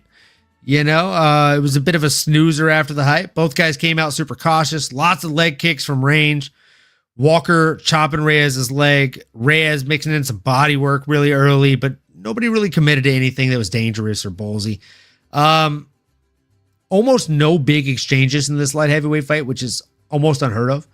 0 finishes threatened. Reyes did just enough volume to control and end up getting the win on 2 of the judges' scorecards.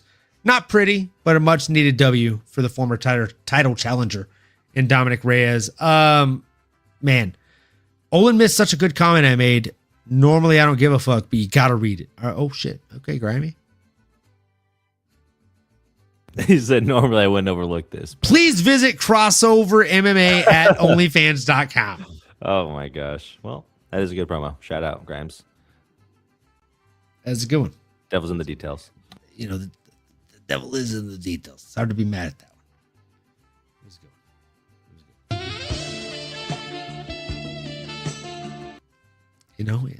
We had to do it. Make sure you subscribe to Crossover's OnlyFans, apparently. Sorry about that, Grammy. Nano, what were your thoughts on this lackluster light heavyweight fight? Oh, brother, it was exactly that, man. And I felt bad. I was like hyping it up going into the fight. I said, man, we got Johnny Black Label Walker coming out here against a Dominick Reyes, someone that potentially beat a John Jones way back when. But after this fight, boy, does that look like a thing in the past. I think both guys are just a little gun shy. I don't know what happened here, but not much happened, really. We've been really thorough with a lot of these other fights. I don't know how much I want to break this one down other than just. I'm happy to keep this one short. Yeah, like it was just a tough watch, boys. Tough watch. I guess Dominick won, but was really hoping to see some more action and these guys showcasing their skills at the highest level, and it just really wasn't that. So shout out Dom for getting the W, but I don't have any Johnny Black Label, and maybe I won't drink it for a little while just in honor of this lackluster performance.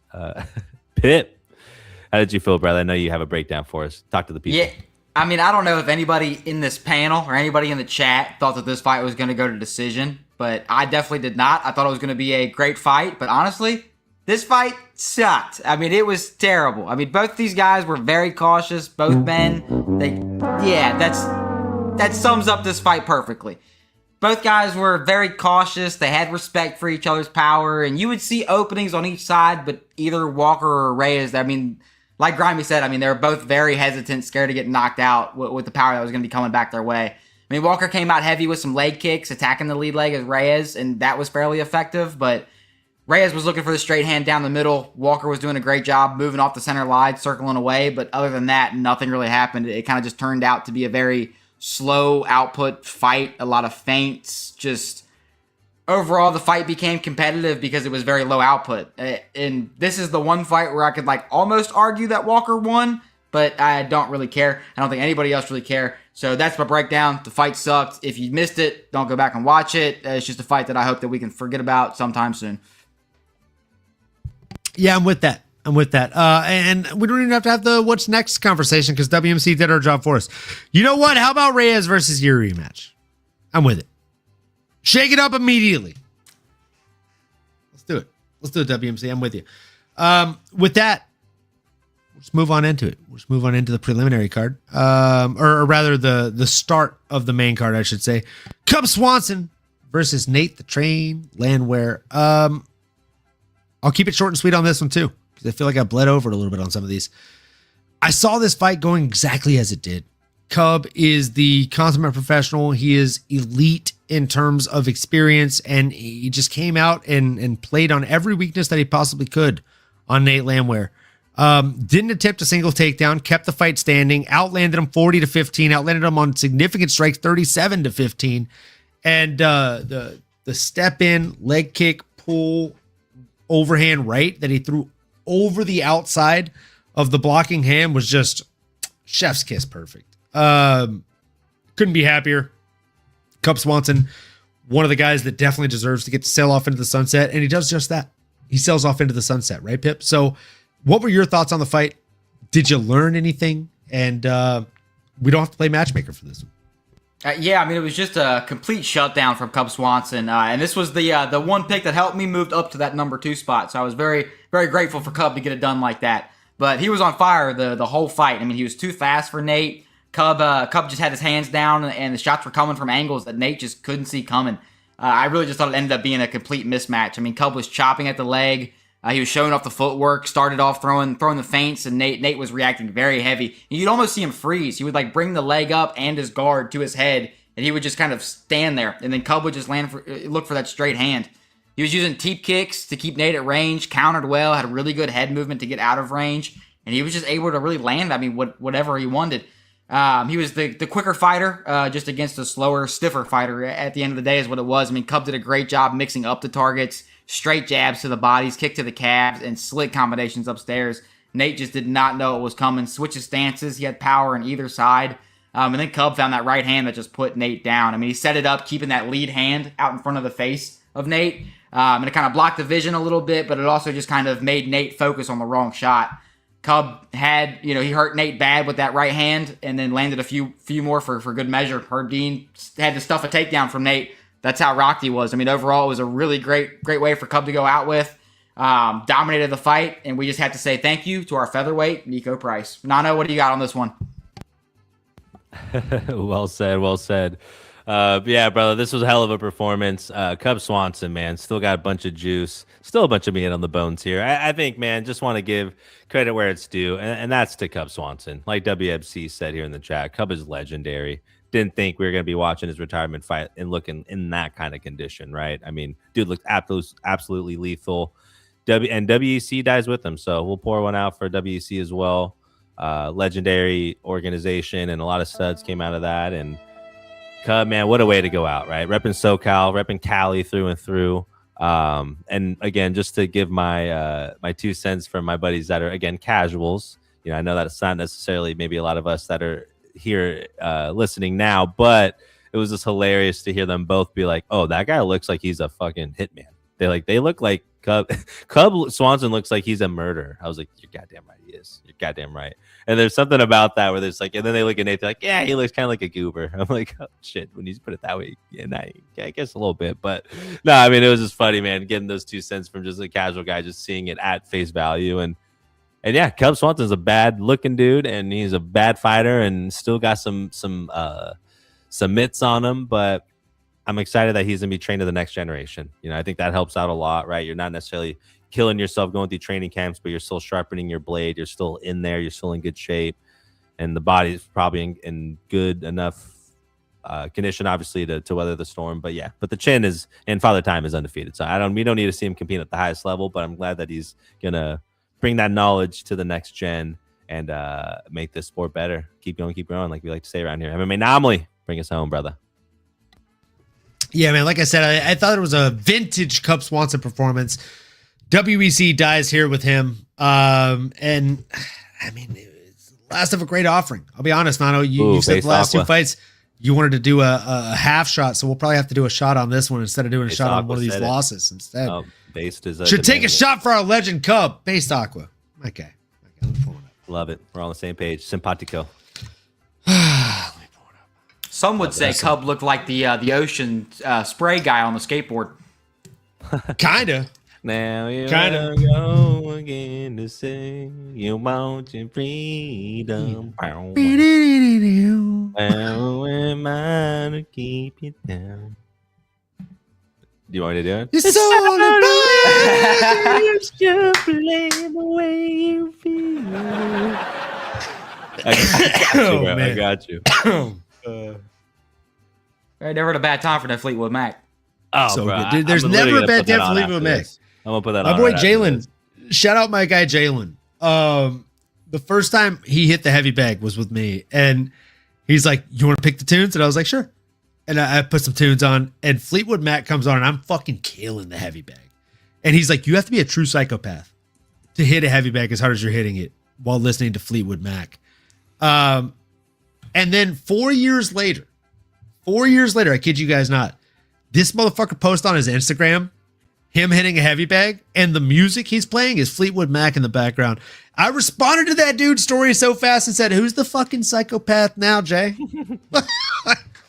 Who's the fucking psychopath now, kid? That's funny you say that, because I was talking about favorite like walkout songs. If you could ever pick your walkout song, what would it be? Yeah. I was like, I could do "Landslide" by Fleetwood Mac. Oh dude! Oh my gosh, Pip, you're too funny, bro. I love that. You're too funny. I love that. That's like Alyssa Maldonado with "Everybody Wants to Rule the World." I love that. I was like, when you're at your most violent and dangerous, what plays? She's like, "Everybody wants to rule the world." There's something about that.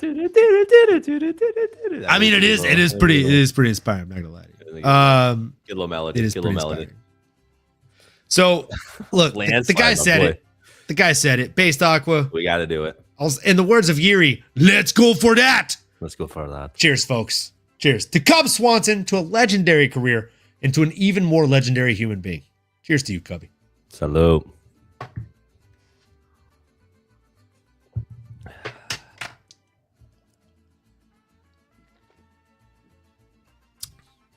Grimy said Cub looked like he could keep fighting. Sheesh. I agree. 100%. I completely agree. Oh, man. My guy Based Aqua said the train derailed. What happened to Nate?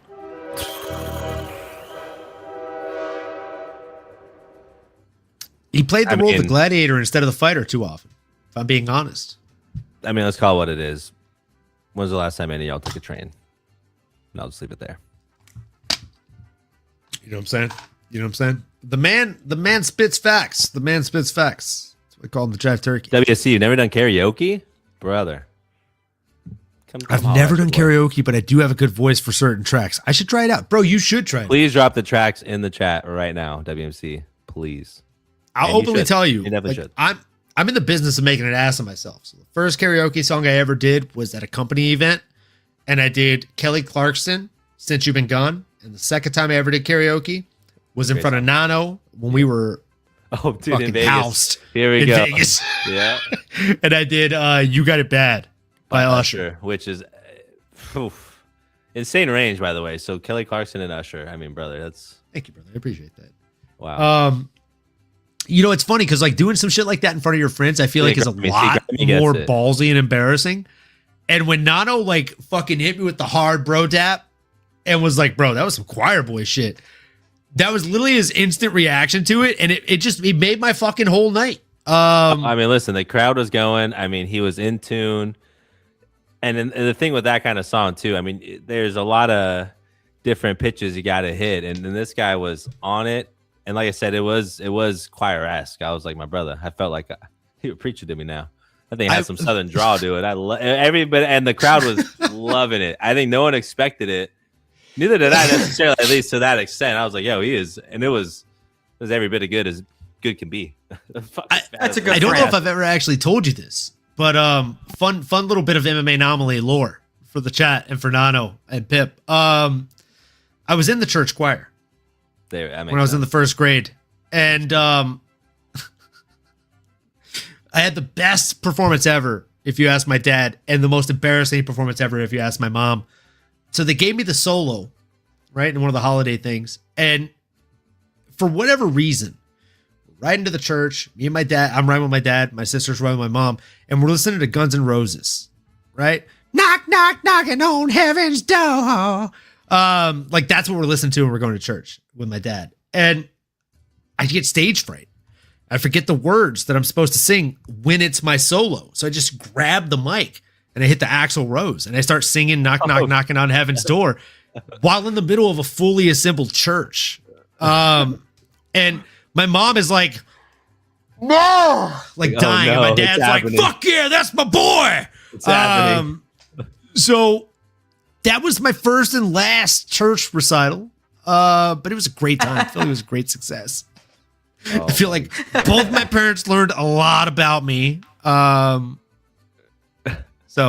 there we are. That's better than your typical church songs. I'd have been thrilled. My dad was psyched. So I provided that instead of our What's Next for Cub Swanson, since What's Next is just being a great dad. Let's move into the featherweight division, folks, for a bout between Patricio Pitbull and Aaron Pico the Gallo. I said it last week. I'll say it again this week. Pico is the Gallo. All right, folks. Pip, take all the meat off the bone, brother. Let's hear it. What were your thoughts on Aaron Pico's performance on Saturday against a wily veteran that he should have fought probably 5 years ago at Bellator in Patricio Pitbull? And he didn't, and we got it now, and it was a great Bellator clash, and it absolutely delivered. I mean, it was a good win for Aaron Pico de Gallo against a top 15 opponent. Pitbull looked slower. I mean, he was able to escape positions on the ground, but the timing just seemed a little off. He had decent round one, hammering that lead leg, some good straight hands. But after round one, I mean, it completely turned around for Pico. Pico was extremely fast. He showed the speed advantage early. Especially in that second round, 1-2s down the middle, and they were sharp and effective, just coming right inside the guard, nice body hooks and combinations, even dropped Pitbull, and I thought Pico just hit flow state. The boxing was sharp, he mixed in the grappling quite well, landed multiple takedowns, but he just couldn't hold him down, but he looked really clean. I mean, he still had some good pressure, just not as much where he could have got caught in the Murphy fight, but it was still enough to control the pace, but it was a phenomenal performance for Aaron Pico. And I think that version of Pico that showed up against Pitbull, if he can do this against some of these this top 15 rankings in the division, I think he could be a problem. Nano, what you got on this one? Great breakdown, brother. And yeah, I think you're absolutely right. Aaron Pico's a stud, representing the Bay, representing Cali. I think half of this was just him looking absolutely dominant, looking absolutely sharp from that long range to mid range kind of space. And then he's got some good wrestling as well. I think Patricio Pitbull, man, if he were 10 years younger, this fight could have been absolutely legendary. But the reality is, Pitbull's on his last leg, and I'm glad they swapped numbers here. Aaron is definitely deserving to be up there. obviously he lost to a Leon Edwards who took a Movsar Evloev as far as he can go. So you can't really knock that loss for an Aaron Pico, but I do think that he is game. He's an absolute stud, and he's a great new addition. And I think we're going to finally start to see him really break out here and become, I don't want to say superstar, but he's going to be a cash cow. He's going to be somebody that we can count on. And almost like that Michael Chandler-esque kind of role. I don't want to, and I say that like as a compliment. Like he's going to be somebody that people are going to start to know. He's legit, and he's only 29, 30 years old. Like, come on, boys. We're gonna be talking about him for a while. So I can't wait to see what he does. I hear what you're saying. He's really entertaining. Oh, dude. I mean, that boxing was just. I mean, he just picked him apart, bro. Everything was crisp, and it was 3 to 5 to 7 punch combinations, ripping the body. You're like, it was everything you want to see. MMAnomaly. I know that's your discipline as well, brother. Talk to the people. What did you see? Man, Aaron Pico put it all together. That's what I saw. He finally put it all together. Round 1 was a pretty respectful feeling out, but from the second on, like he opened up and hurt Pitbull multiple times. Crisp striking combos. When I used to play, I think it was like EA UFC 2 or 3. There was a quote in that game from Joe Rogan where he's like, look at the jab. He can jab with the left. He can jab with the right. Look at that jab. Me and Drew, I think Nano was there for one of those nights where we made a drinking game out of the UFC game. And every time they'd say a certain random quote that they don't say very often on the commentary, you'd have to do a shot. And that was a quote we'd hear very often in that drinking game. 2 shots that night that I remember. So this was one of those. He landed like 5 jabs in a fucking row against Pitbull at one point. And it was just money, bro. You don't see jabs utilized in that way in MMA very often. Instead, you typically see them as a rangefinder more than a weapon. And let me tell you, I told you guys, like Aaron Pico, I had the pleasure of seeing him a couple times at American Kickboxing Academy training in person. And the dude, just when he throws, like it's like pistons, bro. It's like a fucking well-oiled machine. And we saw that. He's finally starting to piece it together. He's still a young kid. He's just now entering his fight prime in all reality. So I was happy to see it. Best performance of his career, in my opinion, by a mile. I genuinely think, like, what's next for him? I don't know, man. You guys did the breakdowns first, so I don't want to take the names out of your mouth. Pip, what do you have for what's next for him? For Pico, I was thinking Ortega, but he's already moved up. I thought that could be a fun fight, but I'm kind of leaning towards the loser of Costa versus Arnold Allen. I think that could be a really fun fight. Whoa, I like that. Nano, what you got on this one? Damn, this is an interesting, y'all. So Aaron is sitting at the 13th spot as of today. I wonder what they're going to be doing with Brian Ortega T-City, but that's a name that is a bigger name in the UFC and is only a couple spots ahead of Pico, where that can make sense. Honestly, I think that's my name. I don't know how much higher I would go, and that's pretty much that's the one I'm circling. Brian doesn't have a dance partner. I don't know when he's in a fight. He fought back in August. I guess if that's just off the table, maybe he's just not even in the conversation. I mean, should we look at it? David Onoma. What do y'all think? David Onoma. That's the best inside story, bro. Those guys were so fucking drunk. Oh man, David Onama would not be a bad shout. I did have some different ones though. I was thinking a Kevin Vallejos. Like this would be another great name for Kevin Vallejos. It would also be a great name for an Aaron Pico, right? But if we want to go a little bit richer, which obviously fucking Pip does over here on my far right, I don't want to go as rich as you, but down to go a little bit richer, bro. Why don't we go Yair Rodriguez, El Pantera? The boxing versus the kickboxing. I just feel like it's a little bit of a money fight, you know? Not a bad shout. And Aaron's got chances too on that fight too with the grappling. He's got paths. He's got paths to victory. It's going to be close. So I don't know. I like that one. Ortega wins no fights at 155. I actually agree with WMC on this one. Oh, yeah, man. Give Pico Liron again. Dude, Matua, I both love and hate that you said that because I wrote that down and then put a little line through it on my notes. I I wouldn't mind seeing it again. He was piecing Lerone up till he got beat. Right? Like, brother. I got to scroll up for some of these comments here. Let's see. Can pick up mad pussy doing karaoke, said Grimy. 100%. First karaoke song I did was Let's Get It On by Marvin Gaye. Oh, yeah. I mean, you definitely like made babies that night. One track I can nail, says WMC, is Someday I Suppose by the Mighty Mighty. Oh, dude, that's fucking great. The Mighty Mighty Bosstones? That's fire. Also, Moonlight Mile by the Rolling Stones. Let's go, dude. Nice, dude. Nice. I sing Soundgarden well if I got to pick something. Bro. Or Alice in Chains? That's fire, bro. WMC said, emulating Chris Cornell is epic as fuck, Grimy. And I agree, bro. I completely agree. And that's why I said this.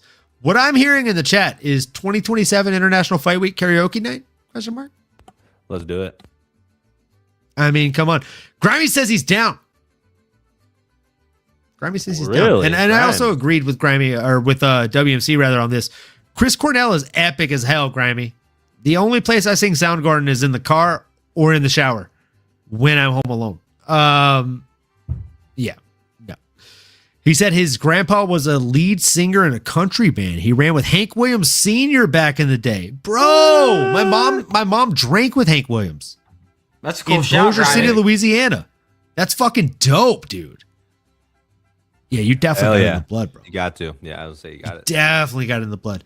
As I said in the chat, that's sick, Grimy. My dad was a singer in a rock band. My uncle was the drummer. My other uncle was the guitarist. And I was supposed to be the lead singer in Tetrafusion, which got like 2 or 3 of their songs on Guitar Hero 3. But it happened at a bad moment in my life, and I had to get a job instead. So, timing. Useless, my guy. The one we call useful. You know what I'm saying? Because always bringing the commentary and the insights. I definitely have a limited range when it comes to my vocals, but I can pull off certain styles 100%, says WMC. Stay in your range, baby. Stay in your range. That's all. Let's go, brother. Pico versus John Silva is a fun shout, Grimy. Violence indeed. Fuck, that would be a good one, actually. Yeah, I like that shout. That's what I'm saying. Pico versus Vallejos is nice, bro. I didn't get a reaction from that, so I appreciate you. I thought I saw somewhere that Yair was supposed to fight Kevin, but maybe that was rumored, or I don't know. But yeah, if they aren't booked, Kevin should fight him. I like that too. What do you guys think of my new profile picture? What is going on there? Is it Nina Drama with a random foot? Nice. That's what you're into, bro. Love it. Hell yeah.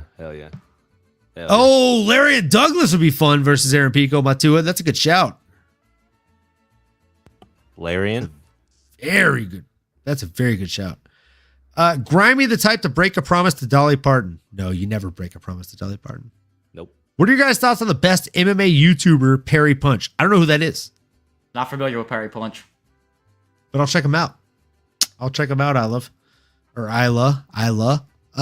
With that being said, Kevin Holland versus Randy Rude Boy Brown. My goodness, my gracious me. Welterweight belt. And Randy Brown just got shut down, didn't he?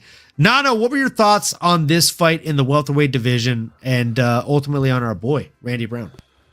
Yeah, this was a tough one, brother. It was a fun fight to watch for the total endurance of it. You saw a lot of different technique. You saw 2 guys that want to go out there and impose their will, but Kevin Holland was just the better man this night. I love Rude Boy Randy Brown. I thought he is talented enough to try to be able to get it done, but it just felt like Kevin really took control of the fight early. Obviously had the choke there for a long time. And I think it just really took the confidence and really took the steam out of Randy Rude Boy Brown's game. Kevin's slick, man, and this is obviously probably the better division for him. Both guys, I think may not necessarily be hunting for a title anytime soon, but these are staples in the division and are top class when it comes to guys inside and outside the octagon. So it was a fun matchup, but yeah, Kevin just really took care of business, didn't he, boys? I don't know if you guys saw it any other way. I mean, and we love Rude Boy Randy Brown, but it just, I think, just couldn't really get the right footing. I think Kevin's awkwardness and his length really posed a lot of threats. I'm sure Randy's used to being the longer fighter. But I think the submission and just getting rocked and stuff, he wasn't really able to find his footing. What do you guys think? Who wants to go first? I mean, I guess let's give it to Pip. Yep. Yeah, I mean, that was kind of one of the first things that I noticed, and I was worried about that as well at my breakdown, was I thought Randy was going to, not be used to being the smaller fighter, and it wasn't a big difference, but as soon as you watch that fight, you kind of both realize that, damn, both these guys are tall and long, to be honest with you. But I mean, it started out as a really fun fight. I mean, Randy found some of those step-in hooks, one that even cut Kevin open. I mean, he had explosive shots when Randy was throwing. There was bad intention behind him. Kevin had a lot of bounce to his step early. He was attacking the calves, and some of those shots, were just nasty. He would throw his shot, step out of range, kick the leg out, and you could see how heavy Randy was on that lead leg because you could just see it buckle, and it had some nasty welts. I mean, it looked like it got attacked by a wasp out there. And after that first round, it just got worse.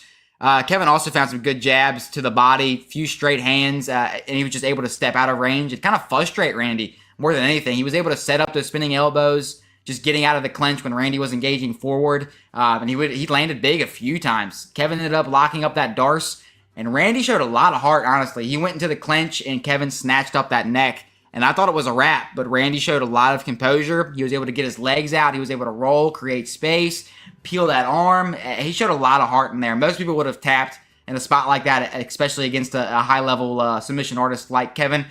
And I know it's kind of weird to say, but he is a BJJ black belt, and he is talented on the ground as well. But you just saw his gas tank depleted fast after that. You were kind of hearing the commentary as well, like DC was talking. Well, he gassed his arms out going for that squeeze or whatever, but really Randy gassed out trying to get out of that position. It was kind of wild. You think it'd be the other way, but you thought Kevin would gas out his arms, but the squeeze of Randy that he was trying to get out, he was just fading fast. I did think it was a bad call for Randy engaging in the clinch as much as he did in the third round. He was definitely exhausted, pretty much taking the round off, but he was down 2 rounds. He definitely should have been looking for that big shot, finding the openings, but Kevin played with it. It was a smart move. He didn't have to take any damage, just held the clinch, knowing he was already up 2 rounds, and it was a great win and a great name for Kevin to rebound with.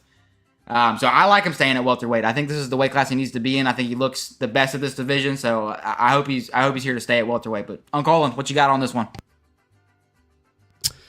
Man. I was disappointed in Randy Brown, if I'm being completely honest. I thought it was a pretty good fight, but like you said, I thought it was dead to rights when he had that Darce choke, Kevin Holland being he. He had 2 submission attempts on the fight. He outlanded him almost 2-1 on total and significant strikes here. Like, total strikes was 137 to 67. Significant strikes was a little bit closer with 46 to 56 here, so only 10 outlanded.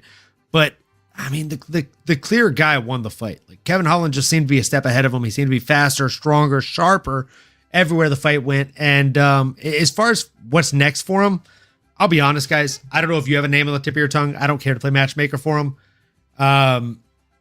I'd be happy to see him fight anybody. It's Kevin Holland, big mouth. It's always going to be a fun fight, Exactly. But I agree. I just don't have any names on the tip of my tongue that I'm excited or ripe to see him fight. Kevin Holland versus Carlos Leal. Oh, there we go. It's a good matchup. I'm not mad at that at all. And Matua said, Holland has a better guard game than Randy. Randy threw strikes from off his back, but it wasn't as diverse as Holland's guard toolbox. I completely agree with that. And that's exactly why I say, like, Holland just seemed a step ahead of him everywhere the fight went. Speaking of being a step ahead of you everywhere the fight goes, let's talk about another not barn burner, another lackluster fight in Mateusz Gamrot versus Esteban Ribovic. Oh, we were wrong on this one. I'm glad we didn't put a shot or anything big on it because, man, this was a tough one to watch. 16 to 38 on total strikes, 18 to 4 on significant strikes, 4 out of 6 on takedowns compared to 0 on one side and 1 significant or submission attempt, which was significant, versus 0. Again, I'm going to keep it short and sweet here. Esteban Ribovic really needs to go back to the well, work on his wrestling and grappling overall because he was just a step behind everywhere the fight was dictated and took place, and that's because Gamrot's wrestling prowess, right? We're talking about a guy that beat Arman Tsarukyan, a guy that is probably one of the better contenders to fight a Ilia Topuria in the division. And I should have known better.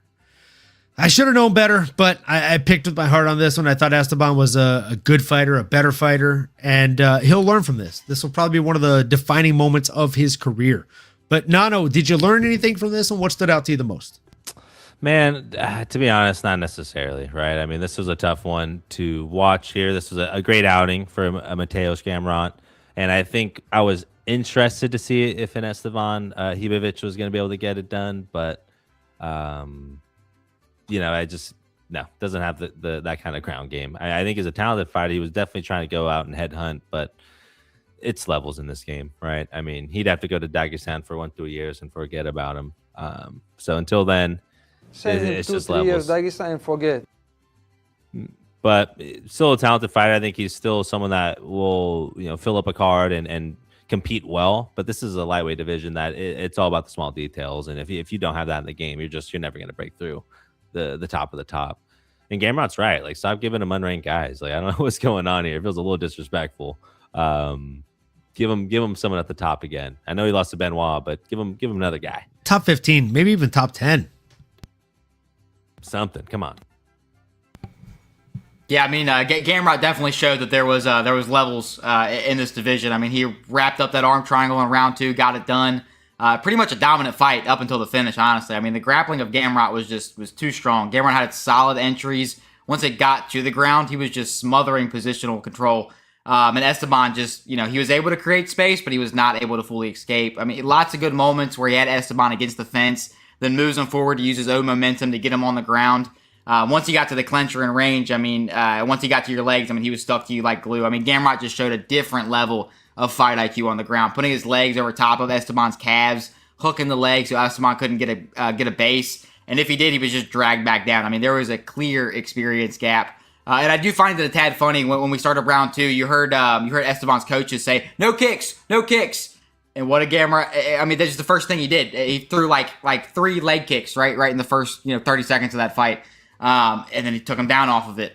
Esteban, I mean, he looked a little bit better in range off of the in the second round, stuffed the first shot and got a little overzealous. I mean, Esteban rushed in with that hook combination, overextended. Gamrot saw them coming.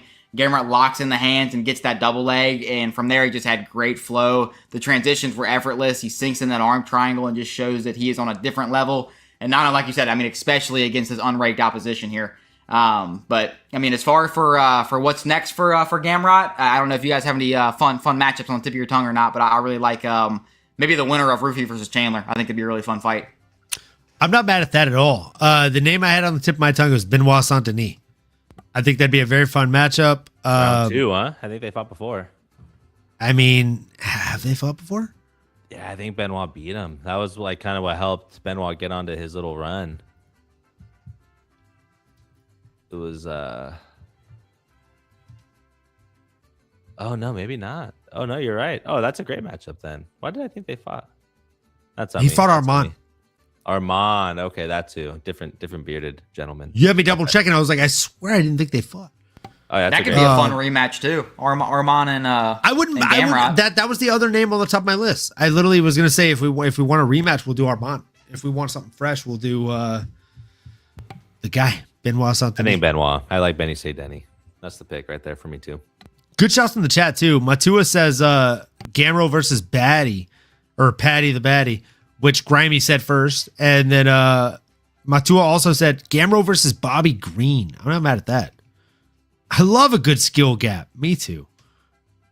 I like Gamrot against unranked dudes. Fair. And I agree with Grimy. Rivovic just needs to fight strikers. Can we do that? Can we just do that? We'll move into the next one. We have a women's strawweight bout between Tatiana Suarez and Lupe Godinez. This one went exactly as I called it, all the way down to the round. So round 2 submission, they were still fairly dry. 2 minutes and 29 seconds in. Pip, what were your thoughts on this one, my guy? Yeah, I mean, Tatiana made a statement to kind of get back in that title conversation. Had to deal with some early adversity. She got caught with that heavy shot and got hurt, and Lupe even got her back and slammed Tatiana to the mat. I mean, she's extremely physical, but once she found that grappling, the fight was over. She needed to get that takedown and controlled for the rest of the fight on the first round. She came out with more pressure, got sloppy, got Lupe down off of a body lock there. Tatiana she got the hooks in, snatched up that rear naked choke, becoming the first person to finish Lupe Godinez. And you could see Lupe struggling as well, just to fight the hands of Tatiana. It felt like once she got the back, it felt like it was over. I mean, Lupe was very slow to defend overall. I mean, she's looking like a solid grappler. I mean, I think she could be a serious problem for this division. So I'm really excited to see what's next for her. But Nano, what you got on this one?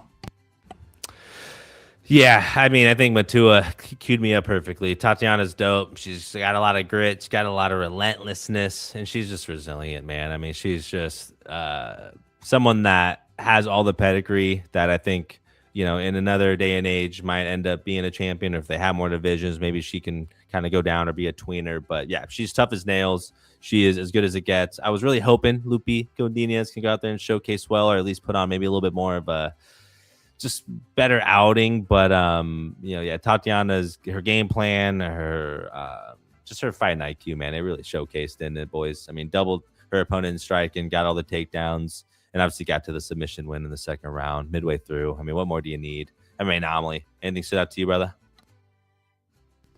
Yeah, I mean, she's at a world-class level grappler, right? She's incredibly smooth when it gets to the mat, and I just genuinely think that's always going to be her path to victory, if we're calling a spade here. As soon as she was able to get it to the ground, which she went 3 for 3 on takedown, so every time she wanted a takedown, it was there. But Lupe Godinez could say the same thing, 2 for 2 on takedowns, 100% ratio. I do think some of the time downs for Lupe were ill-timed. If I know I'm going against a grappler that's as good as you, not going to shoot takedowns. I'm trying to keep her on the feet as much as I can. So, but at the same time, like, nothing bad to say about either of these girls, because Matua said it best. The women have been getting busy. Tatiana is dope, grit, relentless, and resilient. I completely agree. Tatiana and her boyfriend are built the same. Similar striking as well. I actually agree. Tatiana is a bit wider, I think. Matua, solid shout. Look, we all know it. If Tatiana came out here and lost this fight, they become the laughing stock of MMA couples, right? Like they haven't won a fight combined since they've announced their public relationship. That's tough. But Tatiana goes out there and gets it done. She looks really good doing so. And genuinely, what do I think should be next for her? A title contender fight. Like, if not a title fight, it should be a title contender fight. I know she's just 2 fights removed from losing to Zhang Weili, but how fun would it be to see her against Mackenzie Dern? A lot of freaking fun. Yeah, it will be a good fight. I think that's a fun shout. Like, that should be the next fight that happens. And then Zhang Weili fights the winner. I don't know. Do you guys have any other names on the tip of your tongues for this one before we move on? I really like that Mackenzie Dern shout, honestly. I mean, there's not a lot going on there to begin with. And I mean, it's kind of one of those fights, too, where it's like fairly competitive on both sides. Like, Tatiana has an edge there, but you can never really count Dern out. And it's a fight that we'd all like to see Dern actually defend their title, and successfully. So I'm for it. Best shot for that to happen. Let's talk about a fight that ruined a bunch of people's betting cards. Unless you're a true fucking savant / guru and had them by draw. We have a lightweight bout between Chris Taco Padilla and Marquel Medeiros. And I mean, they read the decision wrong. This is the second time in 3 weeks that this has happened. What is happening with the UFC? Is this a Paramount issue? Is this something that we just haven't noticed before? Or is there truly corruption going on? No. I need to hear your thoughts on this, bro. Like, did the right thing happen? Was this a draw? Because I thought Taco did more than enough after landing 50 strikes more than his opposition. Am I crazy here, Nano?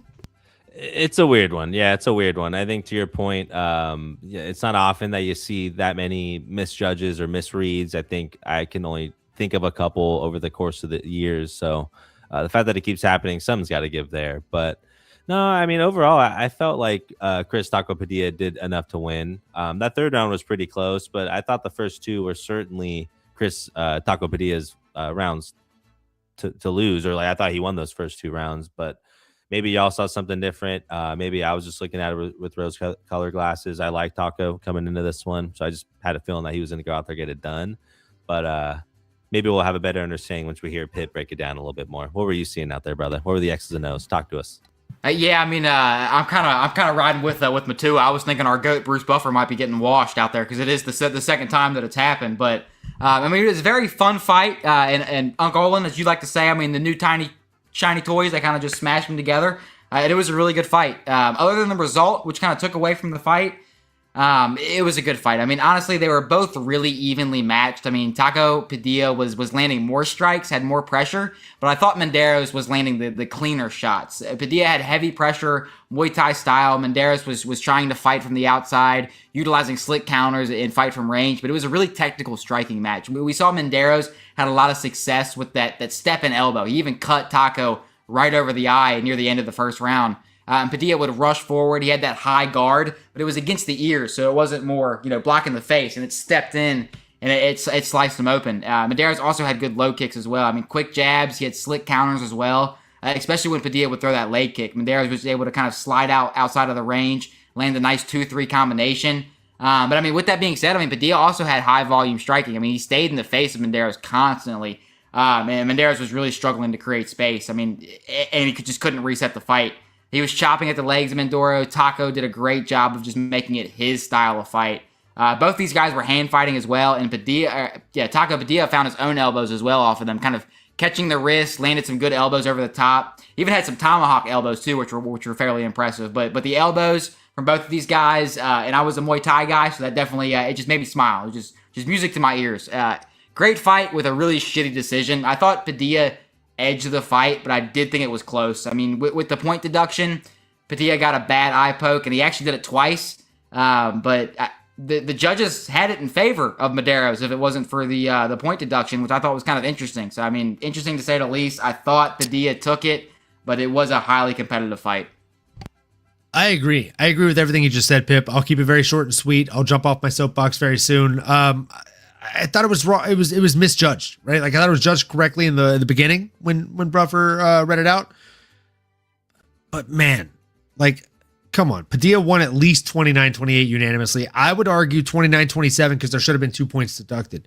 But that being said, like Medeiros did better than I thought he would, just like Mateusz said. No, there was a point taken, 29-26 at best. See, I said 29-27. If there's 2 points taken, which there should have been, 29-26. If Medeiros landed less strikes but created damage, how does that get scored? Strikes are cosmetic. Significant damage, significant strikes, it's cosmetic. Right? Like if my face is bleeding, maybe I have more scar tissue. Maybe my last name is fucking Diaz.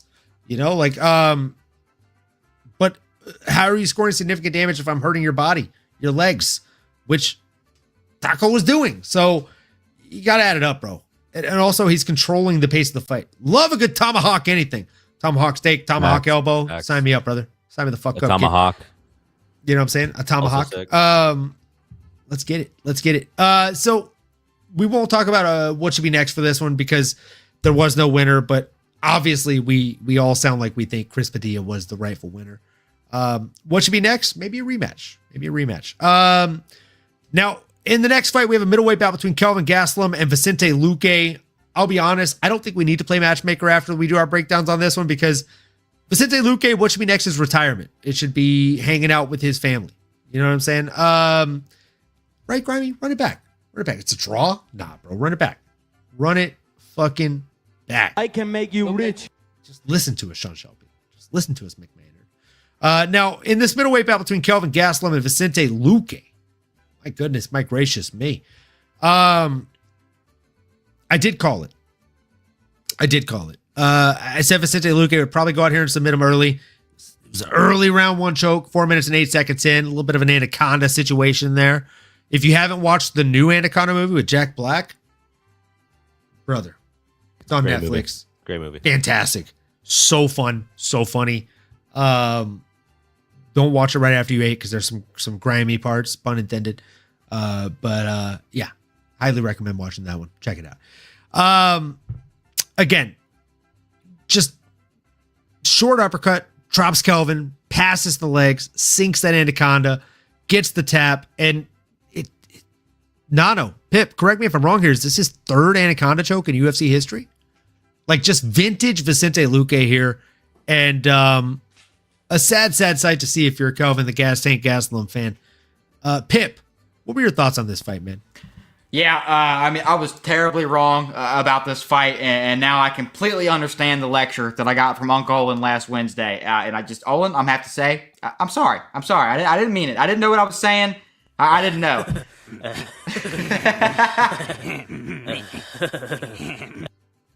But it was a good move for Luque at 185.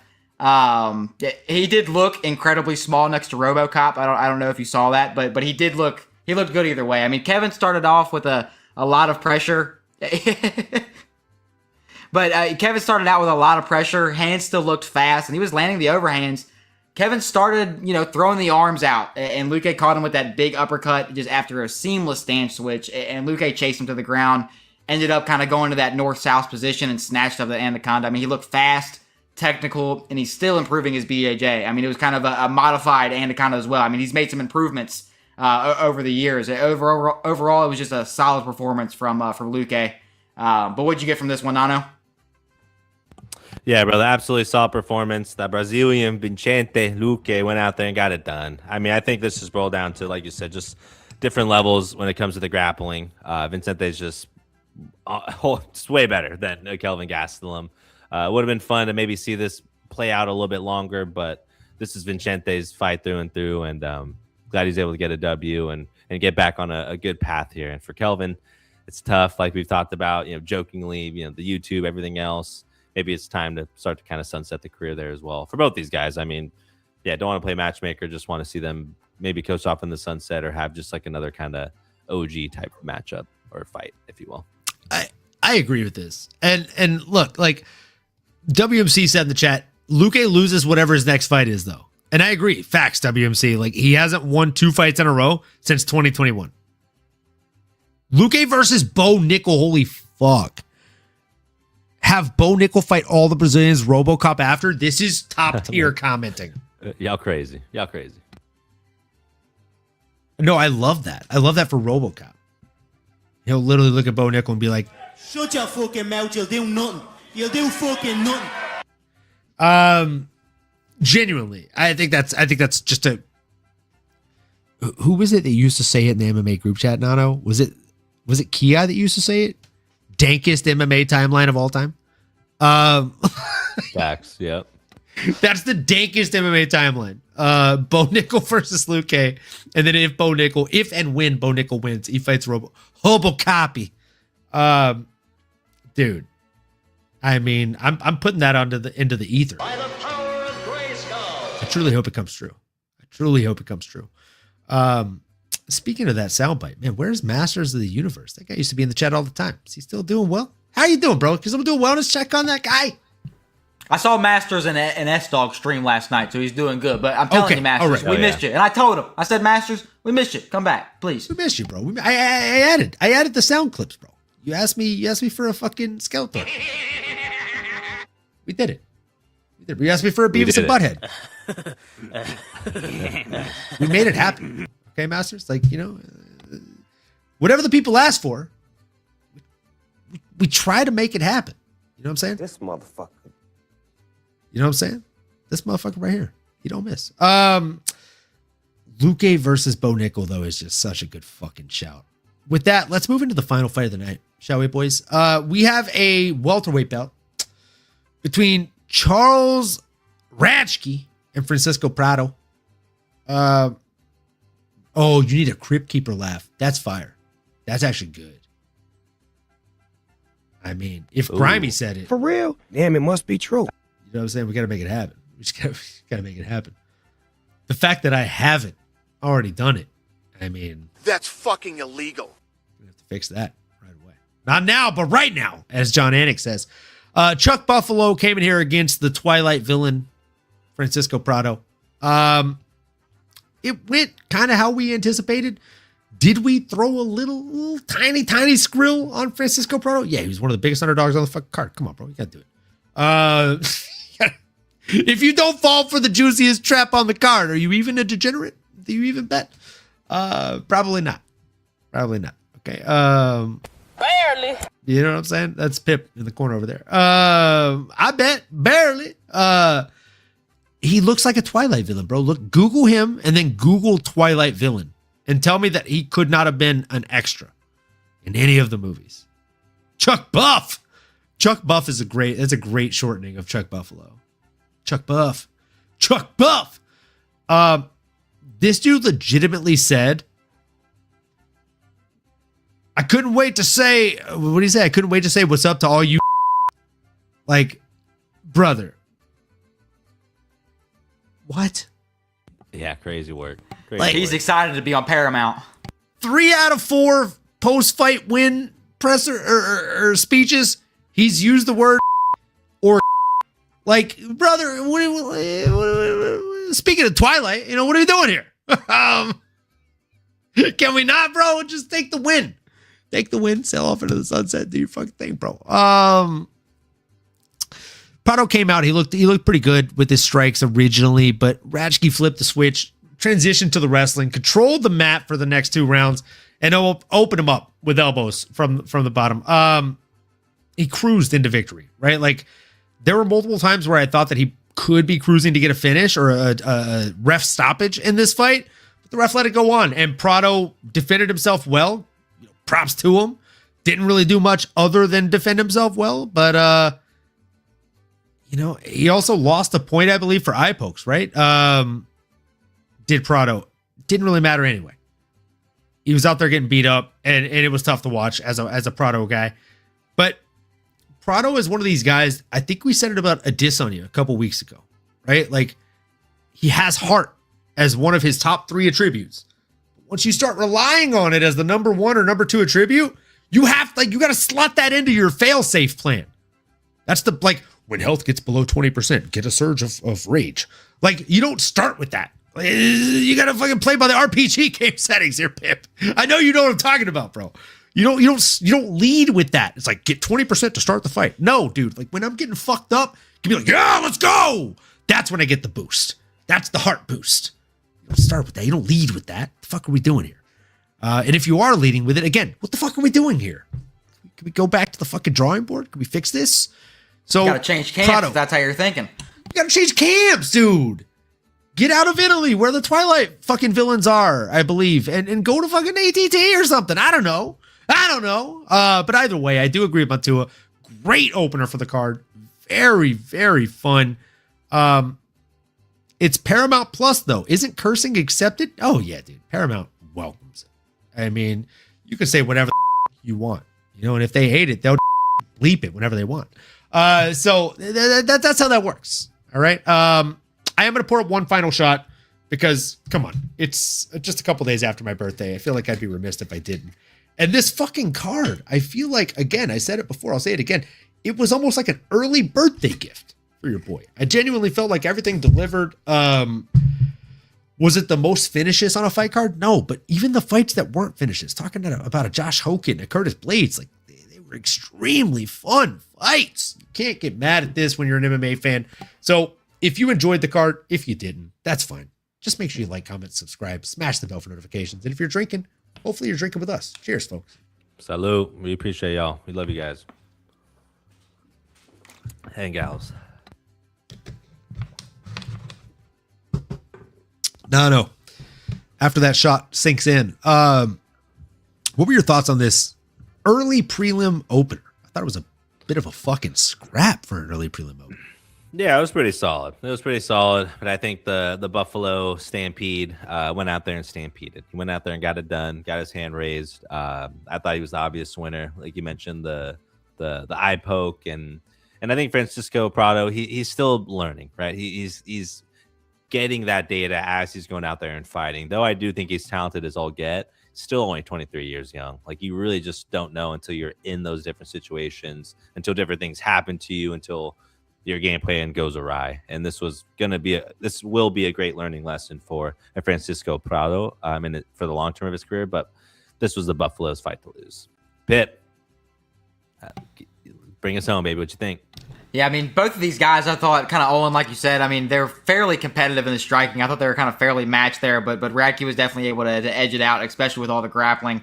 I just had a lot of control and good ability to scramble and stay on top or keep the back. Prado had some nice exchanges in the pocket, and Radtke had some good kicks from the outside. Radtke landed some nice hooks, but Radtke was just beating him to the hips. He had really good timing and speed on those takedowns. Halfway through the second round, I mean, Radtke just had the back of the body lock. Prado was able to reverse position, but Radtke was extremely effective off his back. He framed off as Prado was going back in, just had, to get better head position, and Radtke would just land him with some nasty elbows as he would rush back in. And overall, it was just a really good fight. We did get that nasty eye poke, as you mentioned, so good on Mark Goddard to take the point.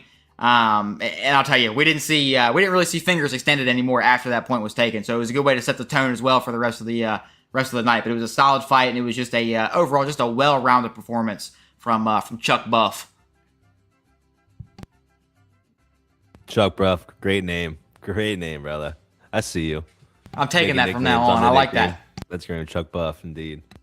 Chuck Buff is such a good fucking shout, bro. It's so good. I'm sorry. Like Chuck Buff, I'm definitely gonna be using that in the future. Yeah, that might be my alias name. What's your name, Chuck?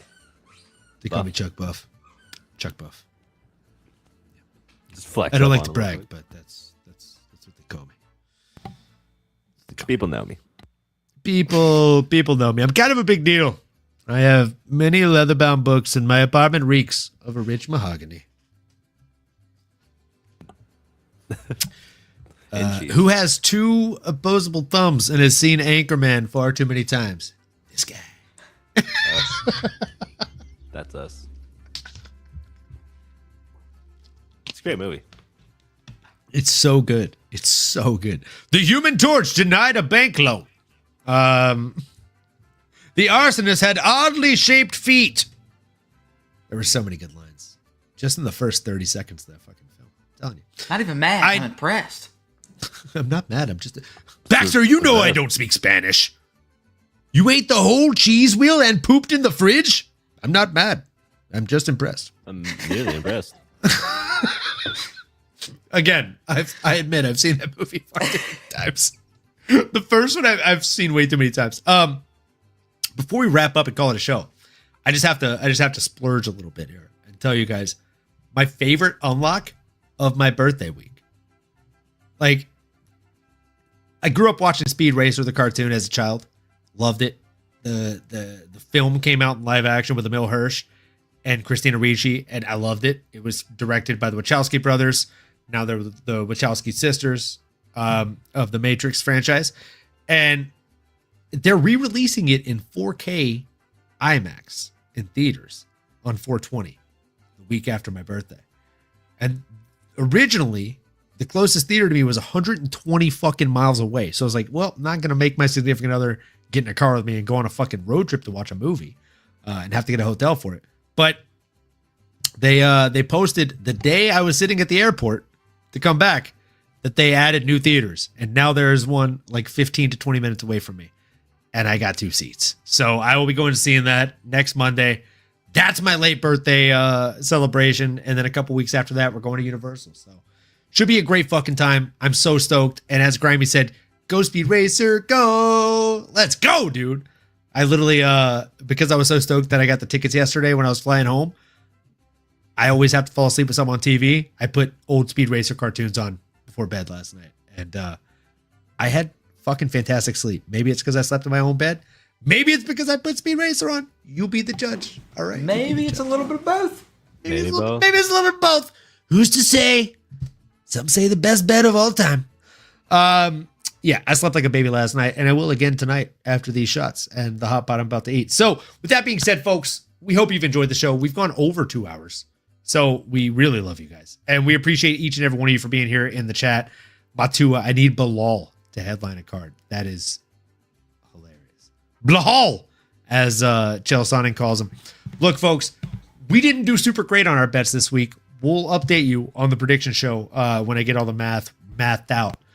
But we hope you did good on yours. We hope you did better than us. And if you didn't bet and you laughed at us this entire last 2 hours and 14-ish minutes, that's fine too. As long as you do the next 2 things. All that we ask truly is that you keep on going and that you keep on growing. And we truly hope that we see you next time. Let's go, folks.